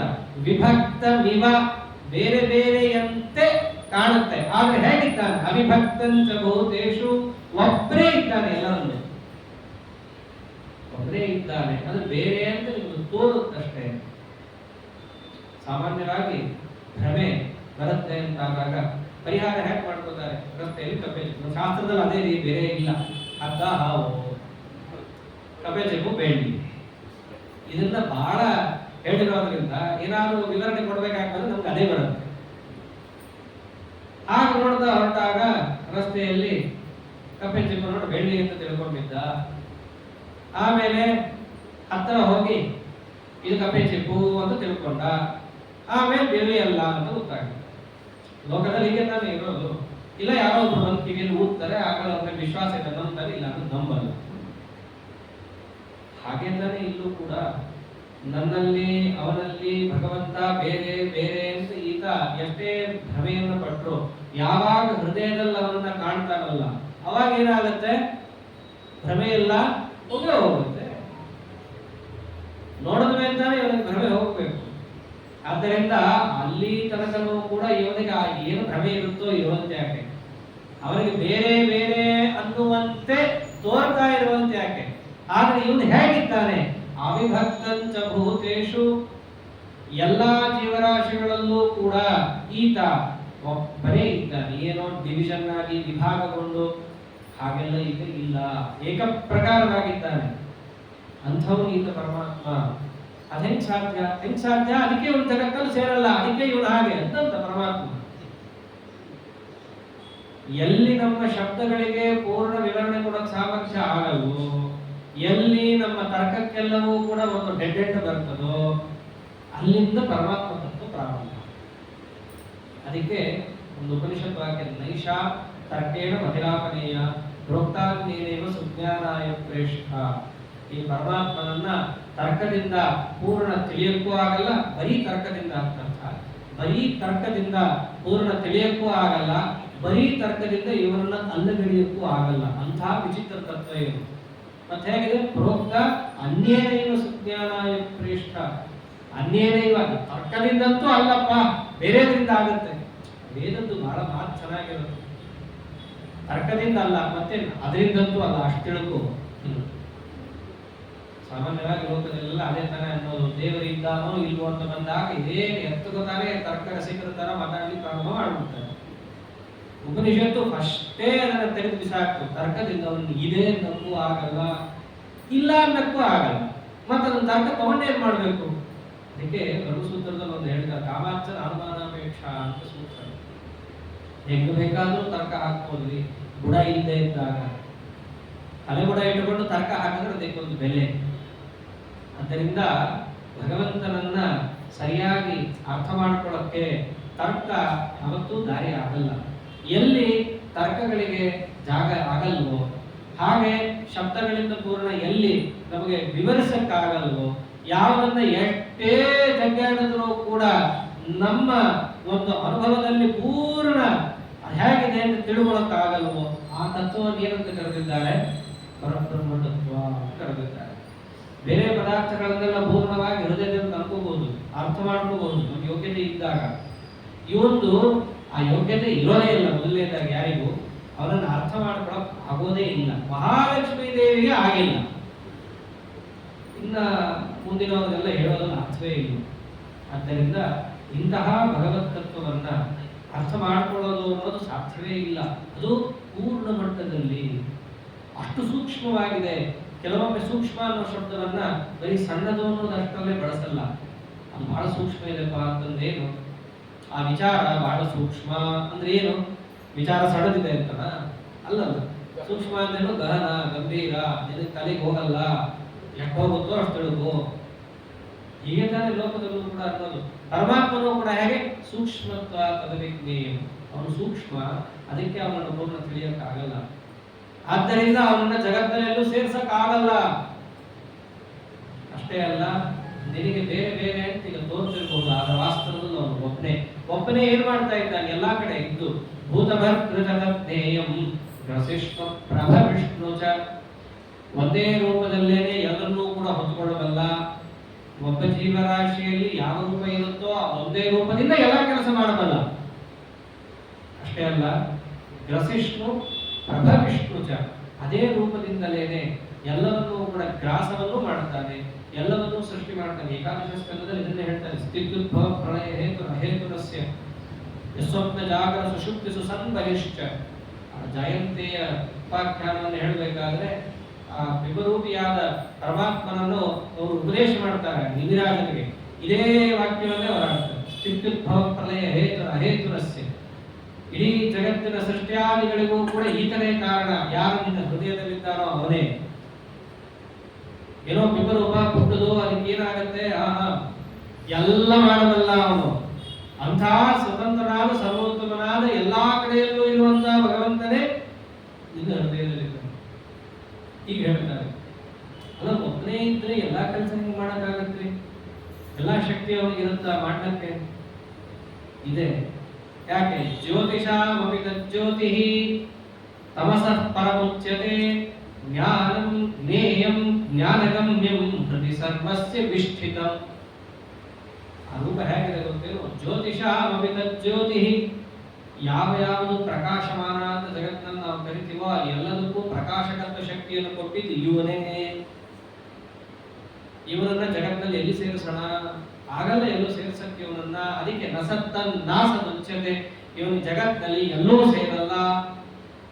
ಅಷ್ಟೇ ಅಲ್ಲ, ಎಲ್ಲದಕ್ಕಿಂತ ಮುಖ್ಯವಾಗಿ ತಮಸಃ ಪರಮುಚ್ಯತೆ, ಇವನು ತಮಸಃ, ಎಲ್ಲ ತಮಸ್ಸು ಅಂದ್ರೆ ಕತ್ತಲೆ ಅಂತ ಮೇಲ್ನೋಟಕ್ಕೆ ಅರ್ಥ. ಆದ್ರೆ ಈ ಪುರುಷ ಸೂತ್ರದಲ್ಲಿ ಬರುತ್ತೆ, ಯಜುರ್ವೇದದಲ್ಲಿ ಆದಿತ್ಯ ವರ್ಣಂ ತಮಸಃ ಪರಸ್ತಾತ್ ಅಂತ ಬರುತ್ತೆ.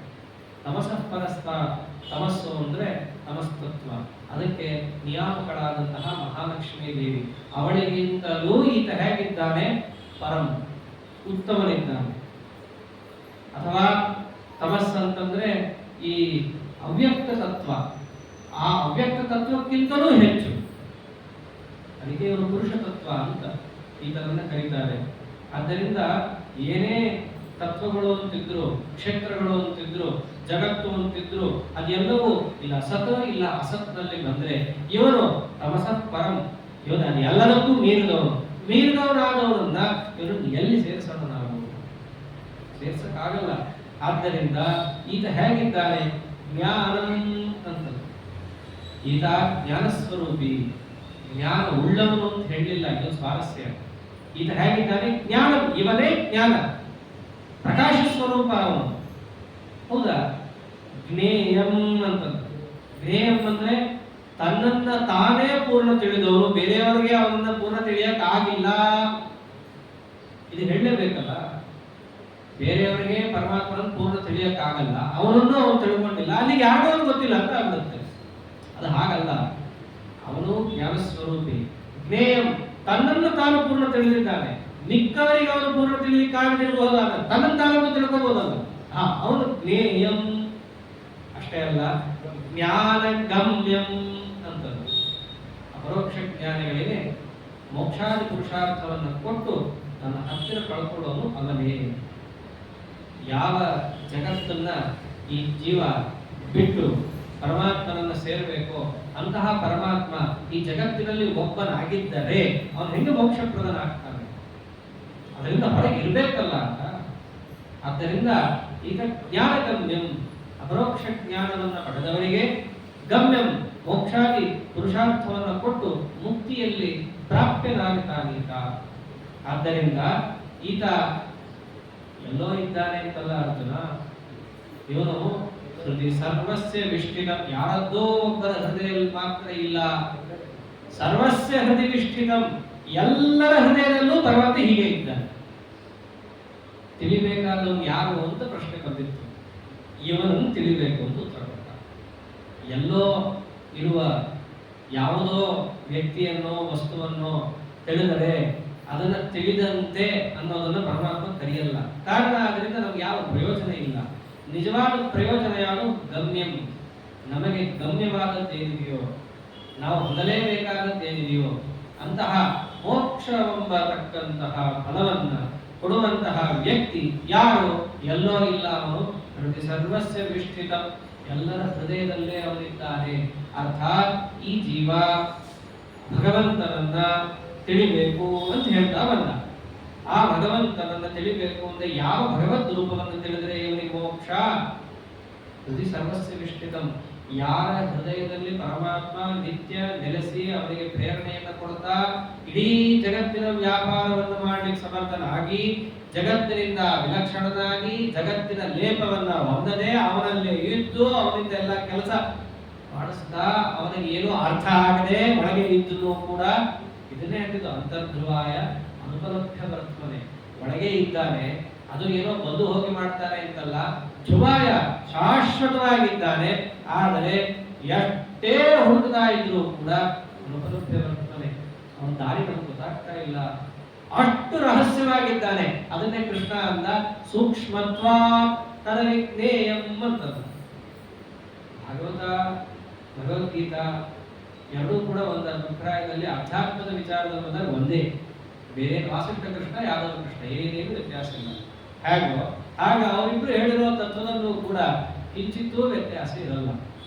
ಆದ್ದರಿಂದ ಯಾವ ಭಗವದ್ ರೂಪವನ್ನ ಜ್ಞೇಯ ಅವಶ್ಯ ತಿಳಿಬೇಕಾದದ್ದು ಒಂದಿದ್ದು ಹೃದಯ ಸರ್ವಸ್ಯ ನಿಷ್ಠಿತ, ನಮ್ಮ ಹೃದಯ ಕಮಲದಲ್ಲಿರುವಂತಹ ಭಗವಂತನೇ ಅವಶ್ಯವಾಗಿ ಜ್ಞೇಯ.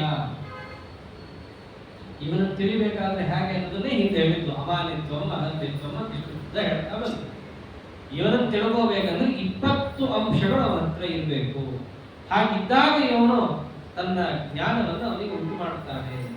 ಹೀಗೆ ಅರ್ಜುನ ಕೇಳಿದಂತಹ ಪ್ರಶ್ನೆಗಳಿಗೆ ಉತ್ತರ ಕೊಟ್ಟ ಕ್ರಮವಾಗಿ. ಅದರಲ್ಲೂ 2 ಬಾಕಿ ಉಳಿಸ್ಕೊಂಡು ಉತ್ತರ ಕೊಟ್ಟಿದ್ದಾನೆ. ಅದನ್ನೇ ಅಂತ ಇತಿ ಕ್ಷೇತ್ರಂ ತಥಾ ಜ್ಞಾನಂ ಜ್ಞೇಯಂಚೋಕ್ತಂ ಸಮಾಸತಃ ಮದ್ಭಕ್ತ ಏತದ್ವಿಜ್ಞಾಯ ಮದ್ಭಾವಾಯೋಪಪದ್ಯತೆ ಅಂತ. ಅರ್ಜುನ, ನೀನು ಮೊದಲು 6 ಪ್ರಶ್ನೆ ಕೇಳಿದೆ. ಪ್ರಕೃತಿ, ಪುರುಷ, ಹಾಗೆ ಕ್ಷೇತ್ರ, ಕ್ಷೇತ್ರಜ್ಞ, ಜ್ಞಾನ, ಜ್ಞೇಯ. ಅದು ಪ್ರಕೃತಿ ಪುರುಷ ಉಳಿಸ್ಕೊಂಡಿದ್ದಾನೆ. ಯಾಕಂತ ಮುಂದೆ ಹೇಳ್ತಾನೆ. ಅದರಲ್ಲಿ ಕ್ಷೇತ್ರ ಅಂದ್ರೇನು ಹೇಳಿದೆ. ಕ್ಷೇತ್ರಜ್ಞ ಸುಲಭ, ಅದನ್ನು ಪೂರ್ಣ ತಿಳಿದವನು ಕ್ಷೇತ್ರಜ್ಞ. ಅದನ್ನು ಕ್ಷೇತ್ರಜ್ಞ ಚಾಪಿ ಮಾಂ ವಿದ್ಯೆ ಅನ್ನೋದರಿಂದ ತಿಳಿಸಿದೆ. ಆಮೇಲೆ ಜ್ಞಾನ ಅಂದ್ರೇನು, ಅರ್ಥಾತ್ ಅಪರೋಕ್ಷ ಜ್ಞಾನಕ್ಕೆ ಸಾಧನವಾದ ಹೃದಯ ಕಮಲದಲ್ಲಿರುವ ಭಗವಂತನನ್ನ ಕಾಣಲಿಕ್ಕೆ ಸಾಧನವಾದದ್ದು 20, ಅದನ್ನು ಹೇಳಿದ್ದೇನೆ. ಇನ್ನು ಜ್ಞೇಯ, ಅವಶ್ಯವಾಗಿ ತಿಳಿಬೇಕಾದಂತಹ ಯಾವುದು ಅಂತ ಬಿಂಬರೂಪ, ಅದನ್ನು ಕೂಡ ತಿಳಿಸಿದ್ದಾಗಿದೆ. ಅದನ್ನು ಹೇಗೆ ಹೇಳಿದ್ದೀನಿ, ಈ 12 ಅಧ್ಯಾಯದಲ್ಲಿ ಅದನ್ನು ಹೇಳೇ ಇದ್ದೀನಿ. ಇಲ್ಲಿ ಹೇಗೆ ಹೇಳಿದ್ದೀನಿ, ಸಮಾಸತಃ ಸಂಕ್ಷಿಪ್ತವಾಗಿ ಅದನ್ನು ಹೇಳಿದ್ದೀನಿ. ಅಷ್ಟೇ ಅಲ್ಲ, ಇದನ್ನ ಯಾರು ತಿಳಿತಾನಲ್ಲ ಅವನಿಗೆ ನಾನು ಸಾಯುಜ್ಯವನ್ನು ಕೊಡ್ತೀನಿ. ಮದ್ಭಾವಾಯೋಪಚಾರ್ಯತೆ, ಆತನಿಗೆ ಉಪಪದ್ಯತೆ, ನನ್ನ ಸಾಯುಜ್ಯವನ್ನೇ ಅವನಿಗೆ ನಾನು ಕೊಡ್ತೀನಿ. ಹೀಗೆ ಪರಮಾತ್ಮ ಅದನ್ನು ತಿಳಿಸಿ ಇವಾಗ ಏನ್ ಮಾಡ್ತಾನೆ, ಒಂದು ಪ್ರಶ್ನೆ ಉಳಿಸ್ಕೊಂಡಿದ್ದಲ್ಲ, ಯಾರಿಂದ ಪ್ರವೃತ್ತಿ ಜಗತ್ತಿಗೆ ಅಂತ ನಾವು ಪ್ರಶ್ನೆಗೆ ಉತ್ತರ ಕೊಟ್ಟಿರಲಿಲ್ಲ. ಪ್ರವರ್ತಕ ಯಾರು, ಆತ ಹೃದಯದಲ್ಲಿರುವಂತಹ ವಿಭರೂಪಿ ಅಂತ ಅಷ್ಟೇ ಉತ್ತರ ಕೊಟ್ಬಿಟ್ಟಿದ್ದ. ಯಾರಿಂದ ಪ್ರವೃತ್ತಿ ಅಂತ ಕೇಳಿದ್ದ. ಸುಲಭ ಅಲ್ಲ, ಇವರಿಂದ ಪ್ರವೃತ್ತಿ ಅಂತ ಹೇಳ್ಬಿಟ್ಟು ಹೋದಿತ್ತಲ್ಲ, ಸ್ವಲ್ಪ ವ್ಯತ್ಯಾಸ ಇದೆ ಅಂತಾರೆ. ಭಗವಂತನೇ ಪ್ರವರ್ತಕ, ಆದರೆ ಯಾವುದನ್ನ ಪ್ರವೃತ್ತಿಯನ್ನ ಹೊಂದಿಸ್ತಾನೆ ಅನ್ನೋದನ್ನು ಹೇಳಿರ್ಲಿಲ್ವಲ್ಲ. ಮುಂಚೆ ಹೇಳಿ ಬಂದಿತ್ತಲ್ಲಪ್ಪ, ಅದನ್ನು ಕೂಡ ಇಡೀ ಜಗತ್ತು ಅಂತ ಬಂದಿತ್ತಲ್ಲ, ಜಗತ್ತು ಅಂತ ಬಂದಿಲ್ಲ. ಹಿಂದೆ ಬಂದಿದ್ದು ಬರೀ ಕ್ಷೇತ್ರ ಅಂತ ಅಷ್ಟೇ ಬಂದಿತ್ತು. ಕ್ಷೇತ್ರಕ್ಕೆ ಪ್ರವೃತ್ತಿ ಅಂತ, ಕ್ಷೇತ್ರ ಅಂತಂದ್ರೆ ತತ್ವಗಳು ಅಂತ ಅರ್ಥ. ಈ ತತ್ವಗಳಿಗೆ ಪ್ರವೃತ್ತಿ ಅಂತ ಅಷ್ಟೇ ಹೇಳಿದ್ದ.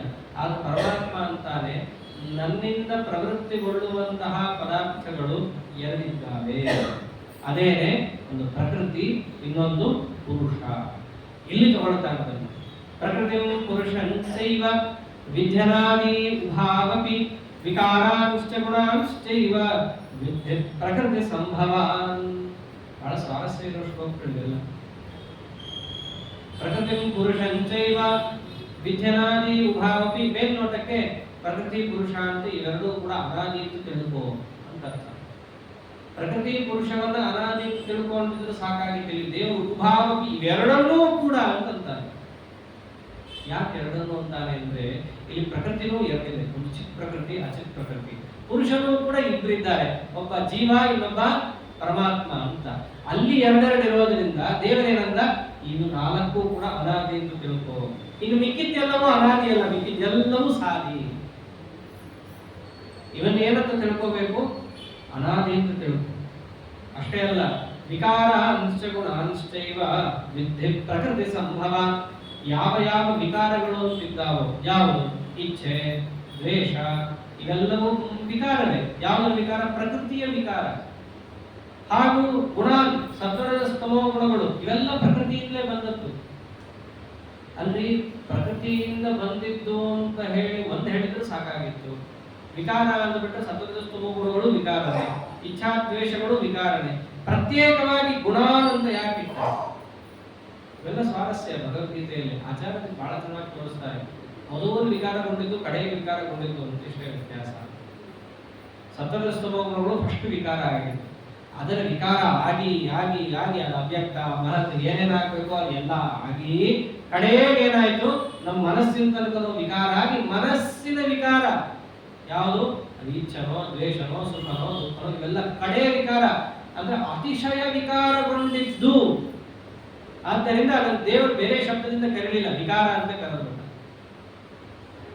ಸ್ವಲ್ಪ ವಿಕಾರ ಆಗಿದ್ದು ಯಾವುದು? ಸತ್ವರದ ಸ್ವಭಾವಗಳಾದ್ದರಿಂದ ಅದು ಅಷ್ಟೇ ಕರೆದು ಬಿಟ್ಟ ದೇವರು.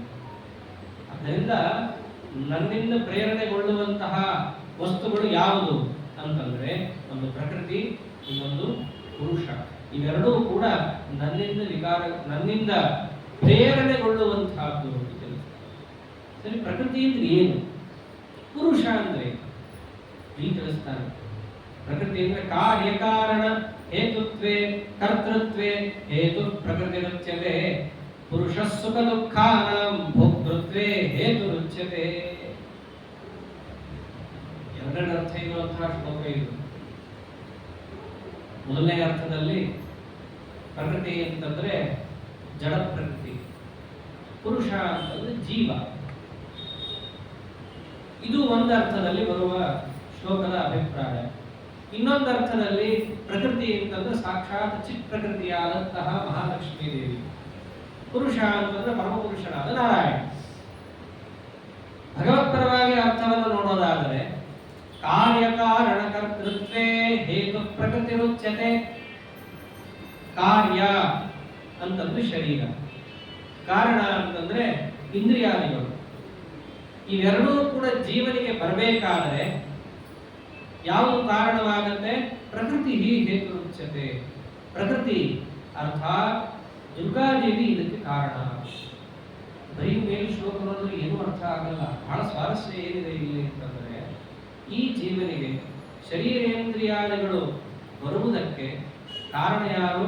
ದುರ್ಗಾ. ಅದ ಹೇಗೆ ಅವಳು ಕಾರಣದಾಗ್ತಾಳೆ? ಇಷ್ಟೇ ಅಲ್ಲಿ ಸ್ವಾರಸ್ಯ. ಶರೀರಾದಿಗಳು ಯಾಕೆ ಬರುತ್ತೆ? ಮೊದಲಿಂದ 12ನೇ ಅಧ್ಯಾಯದಲ್ಲಿ ಅದನ್ನೇ ಹೇಳಿದ್ದು ದೇವರು.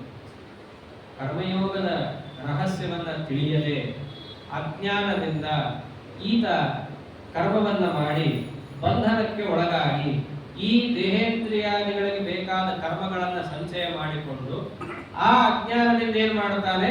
ದೇಹೇಂದ್ರಿಯಾದಿಗಳನ್ನು ಈತ ಪಡಿತಾನೆ. ಇದನ್ನೇ ಅಲ್ಲಿ ಹೇಳಿರೋದು. 1ರಿಂದ 1, 2, 3 ಇದೇ ಬಂದಿರೋದು. ಇವನು ದೇಹೇಂದ್ರಿಯಾದಿಗಳನ್ನು ಯಾಕೆ ಪಡಿತಾನೆ? ಅಜ್ಞಾನದಿಂದ ಪಡಿತಾನೆ. ಆ ಅಜ್ಞಾನ ಕೊಡೋದು ಯಾರು? ದುರ್ಗಾದೇವಿ. ಕಾರ್ಯಕಾರಣ ಹೇತುತ್ವೇ ಕರ್ತೃತ್ವೇ ಹೇತು ಪ್ರಕೃತಿ ರುಚ್ಯತೆ. ಆ ದೇಹೇಂದ್ರಿಯಾದಿಗಳನ್ನು ಪಡಿತಾನೆ ಅಂತಂದ್ರೆ ಅದಕ್ಕೆ ಅಜ್ಞಾನ ಕಾರಣ. ಅಜ್ಞಾನವನ್ನು ಕೊಡೋಳು ಯಾರು? ದುರ್ಗಾದೇವಿ. ಹಾಗಾಗಿ ಆ ದುರ್ಗಾದೇವಿ ಈ ಶರೀರೇಂದ್ರಿಯಾದಿಗಳನ್ನು ಕೊಡ್ತಾಳಾದ್ದರಿಂದ ಅವಳಿಗೆ ಏನಂತ ಕರೀತಾರೆ? ಪ್ರಕೃತಿ. ಸರಿ, ದುರ್ಗಾದೇವಿಯನ್ನು ಶರೀರವನ್ನ ಕೊಡ್ತಾಳೆ. ಆ ಶರೀರೇಂದ್ರಿಯಗಳು ಅದರಿಂದ ಏನೇನು ಬೇಕೋ ಅದೆಲ್ಲವನ್ನು ಕೊಡ್ತಾಳೆ. ಆದರೆ ಪುರುಷ ಸುಖ ದುಃಖಾನಾಂ ಭೋಕ್ತೃತ್ವೇ ಹೇತು ರುಚ್ಯತೆ. ದುರ್ಗಾದೇವಿಯ ಕೆಲಸ ಎಷ್ಟು ಅಂತಂದ್ರೆ ಇವನಿಗೆ ಸುಖ ದುಃಖಗಳನ್ನ ತಂದು ಕೊಡೋದಷ್ಟೇ. ಆ ಸುಖ ದುಃಖದ ಅನುಭವ ತಂದು ಕೊಡ್ಬೇಕಲ್ಲ, ಅದನ್ನು ತಂದು ಕೊಡೋದು ಯಾರು ಅಂದ್ರೆ ಪುರುಷ ಅಂತ ನಾರಾಯಣ ಬೇಕು. ಇವಳು ಬರೀ ಮನಸ್ಸಿನ ವಿಕಾರವಾಗಿ ದುಃಖನೋ ಸುಖನೋ ಬರುತ್ತೆ. ಆ ದುಃಖದ ಅನುಭವ ಭೋಕ್ತೃತ್ವೇ ಸುಖ ದುಃಖಗಳ ಒಂದು ಅನುಭವ ಇವನಿಗೆ ಆಗಬೇಕಂದ್ರೆ ಆ ಅನುಭವವನ್ನ ತಂದು ಕೊಡೋನು ಯಾರು? ಪುರುಷ ಹೇತು ರುಚ್ಯತೆ. ಭೋಕ್ತೃತ್ವೇ ಹೇತು ರುಚ್ಯತೆ. ಅಲ್ಲಿ ನಾರಾಯಣ ದೇವರು ಕಾರಣ ಆಗ್ತಾನೆ. ಅವಳು ಬರೀ ಹುಟ್ಟುತ್ತಾಳಂತೆ, ಸುಖ ಅವನಲ್ಲಿ ಹುಟ್ಟುತ್ತೆ, ಆದ್ರೆ ಇವನಿಗೆ ಅನುಭವಕ್ಕೆ ಬರಬೇಕಲ್ಲ, ಅಲ್ಲಿ ನಾರಾಯಣ ದೇವರು ಕಾರಣ. ನೋಡಿ, ಪುರುಷ ಅಂದ್ರೆ ಇಷ್ಟೇ, ಪ್ರಕೃತಿ ಅಂದ್ರೆ ಇಷ್ಟಿದೆ. ಅಥವಾ ಇನ್ನೊಂದು ಸ್ವಾರಸ್ಯ, ಪ್ರಕೃತಿ ಅಂತಂದ್ರೆ ಜಡ ಪ್ರಕೃತಿ ಅಂತ ಇಟ್ಟುಕೊಂಡು, ಪುರುಷ ಅಂತಂದ್ರೆ ಬರೀ ಜೀವರಾಶಿಯನ್ನು ಇಟ್ಟುಕೊಂಡಾಗ ಅವಾಗಲೂ ಇದೇ ಶ್ಲೋಕ ಸರಿಯಾಗುತ್ತೆ ಅಂತ ಆಚಾರ್ಯರು. ಒಂದು ಭಾಷ್ಯದ ಅಭಿಪ್ರಾಯ, ಇನ್ನೊಂದು ತಾತ್ಪರ್ಯದ ಅಭಿಪ್ರಾಯ. ಅದು ಸರಿನೇ. ಯಾಕೆ? ಕಾರ್ಯಕಾರಣ ಕರ್ತೃತ್ವೇ ಹೇತು ಪ್ರಕೃತಿ ರುಚ್ಯತೆ ಅಂದ್ರೇನು? ಈ ದೇಹೇಂದ್ರಿಯಾದಿಗಳು ನಮಗೆ ಬರಬೇಕಂದ್ರೆ ಅದಕ್ಕೇನಿರಬೇಕು? ಮೂಲವಾಗಿ ತಂದೆ ತಾಯಿಗಳು, ಆ ತಂದೆ ತಾಯಿಗಳ ಮೂಲ ಅವರ ತಂದೆ ತಾಯಿಗಳು. ಹೀಗೆ ಹುಡುಕ್ತಾ ಹೋದ್ರೆ ಪಂಚಭೂತ, ಅದಕ್ಕೂ ಮೂಲ ಹುಡುಕ್ತಾ ಹೋದ್ರೆ ಪ್ರಕೃತಿ. ಯಾವುದು? ಜಡ ಪ್ರಕೃತಿ. ಅಂದ್ರೆ ಇವನಿಗೆ ಏನು ದೇಹೇಂದ್ರಿಯಾದಿಗಳು ಬರಬೇಕು, ಅದೆಲ್ಲದಕ್ಕೂ ಮೂಲವಾಗಿ ಒಂದು ಜಡವಾದ ಪ್ರಕೃತಿ ಇರಲೇಬೇಕು. ಸರಿ, ಆ ಜಡ ಪ್ರಕೃತಿ ಎಲ್ಲ ಇದೆ. ಆದರೆ ಆ ಪ್ರಕೃತಿಯ ಪರಿಣಾಮವಾದಂತಹ ಮನಸ್ಸು, ಆ ಮನಸ್ಸಿನ ಪರಿಣಾಮವಾದಂತಹ ಜ್ಞಾನ, ಈ ಜ್ಞಾನ ಯಾರಿಗೆ? ಪುರುಷಃ ಹೇತು ರುಚ್ಯತೆ. ಅನುಭವ ಮಾತ್ರ ಯಾರಿಗೆ ಬರುತ್ತೆ? ಜೀವನಿಗೆ ಬರುತ್ತೆ. ಇದೊಂದು ಸ್ವಾರಸ್ಯ ಇಲ್ಲೇ ಇರೋದು. ಪ್ರಕೃತಿಯಿಂದ ಸುಖ ಹುಟ್ಟುತ್ತೆ, ಸುಖದ ಅನುಭವ ಮಾತ್ರ ಯಾರಿಗೆ ಬರುತ್ತೆ? ಜೀವನಿಗೆ ಬರುತ್ತೆ. ಇಷ್ಟೇ ಅಲ್ಲಿರೋದು. ಪರಮಾತ್ಮನ ಭೋಕ್ತೃತ್ವೇ ಹೇತು ರುಚ್ಯತೆ. ಈ ಜೀವ ಎಷ್ಟಕ್ಕೆ ಕಾರಣನಾಗ್ತಾನೆ? ಪ್ರಕೃತಿಯಿಂದ ಎಲ್ಲ ಬರುತ್ತೆ, ಇವನು ಅದನ್ನು ಅನುಭವಿಸ್ತಾನಷ್ಟೇ. ಗಾಳಿ ತಾನೇ ಓಡಾಡುತ್ತೆ, ಇವನು ಉಸಿರಾಡ್ತಾನೆ. ಇವನೇನು ಗಾಳಿಯನ್ನು ಹೊಸದಾಗಿ ಸೃಷ್ಟಿ ಮಾಡಿ ಹಾಳು ಮಾಡ್ತಾನೆ ಹೊತ್ತು ಹೊಸದಾಗಿ ಒಳ್ಳೆ ಗಾಳಿಯನ್ನು ಸೃಷ್ಟಿ ಮಾಡೋ ಯೋಗ್ಯತೆ ಅಂತೂ ಇಲ್ಲ ಇವನಿಗೆ. ಹೇಗೋ ದೃಷ್ಟಾಂತ ಪೂರ್ಣ ಸಾಮ್ಯ ಅಲ್ಲ, ಹಾಗೆ ಇದು ಕೂಡ ಪ್ರಕೃತಿ ಎಷ್ಟು ಕೆಲಸ ಮಾಡುತ್ತೆ, ಅದು ವಿಕಾರ ಮಾಡ್ತಾ ಮಾಡ್ತಾ ಮಾಡ್ತಾ ಮಾಡ್ತಾ ಪದಾರ್ಥಗಳನ್ನು ನೀಡುತ್ತೆ. ಹಾಗೆ ಮನಸ್ಸಿನ ವಿಕಾರನೇ ಸುಖ, ಮನಸ್ಸಿನ ವಿಕಾರನೇ ದುಃಖ. ಅದನ್ನು ಪ್ರಕೃತಿ ಸೃಷ್ಟಿ ಮಾಡುತ್ತಷ್ಟೇ. ಆದರೆ ಅದನ್ನ ಭೋಕ್ತಾ ಅನುಭವಿಸೋನು ಯಾರು? ಪುರುಷ, ಜೀವ ಅದನ್ನು ಅನುಭವಿಸುವನು. ಆದ್ದರಿಂದ ಪುರುಷ ಅಂತಂದ್ರೆ ಬೇರೇನಲ್ಲ, ಸುಖ ದುಃಖವನ್ನು ಅನುಭವಿಸುವವನೇ ಜೀವ. ಸುಖ ದುಃಖಗಳು ಅಂತಿದೆಯಲ್ಲ, ಅದೆಲ್ಲವೂ ಪ್ರಕೃತಿಯ ವಿಕಾರವೇ. ಆದ್ದರಿಂದ ಆ ಸುಖ ದುಃಖಾದಿಗಳಿಗೆ ಕಾರಣವಾದದ್ದೆಲ್ಲ ಯಾವುದಾಗತ್ತೆ? ಪ್ರಕೃತಿ. ಇದೆಲ್ಲ ಜಡ ಪ್ರಕೃತಿಗೆ ಹೊಂದುವಂತ ಅರ್ಥ. ಹೀಗೆ ಲಕ್ಷ್ಮೀನಾರಾಯಣ ಪರವಾಗಿಯೂ ಅರ್ಥ ಇದೆ, ಹಾಗೆ ಜಡ ಪ್ರಕೃತಿ ಜೀವ ಪರವಾಗಿಯೂ ಅರ್ಥ ಇದೆ. ಇಲ್ಲಿ ಕೆಲವರು ಪ್ರಶ್ನೆ ಮಾಡ್ತಾರೆ, ಅಲ್ರಿ ಇದೆಲ್ಲ ಸುಳ್ಳು, ಜಗತ್ತೇ ಸುಳ್ಳು, ಸುಖ ದುಃಖದ ಅನುಭವವೇ ಸುಳ್ಳು, ವಾಸ್ತವವಾಗಿ ಸುಖ ದುಃಖಗಳು ಜೀವನಿಗೆ ಆಗೋದೇ ಇಲ್ಲ, ಅದೆಲ್ಲ ಆಗೋದೆಲ್ಲ ಮನಸ್ಸಿಗಾಗತ್ತೆ, ಇಲ್ಲ ಬುದ್ಧಿಗಾಗತ್ತೆ, ಮತ್ತೊಂದಕ್ಕಾಗತ್ತೆ, ಜೀವನಿಗೆ ಅದ್ಯಾವುದೂ ಇಲ್ಲ. ಹಂಗಿದ ಮೇಲೆ ಜೀವನನ್ನ ಭೋಕ್ತ ಅಂತ ಹ್ಯಾಕ್ ಕರೆದ್ರಿ, ಅನುಭವಿಸೋನು ಅಂತ ಹ್ಯಾಕ್ ಕರೆದ್ರಿ? ದೃಷ್ಟಾಂತ ಕೊಡ್ತಾರ ಅವರು.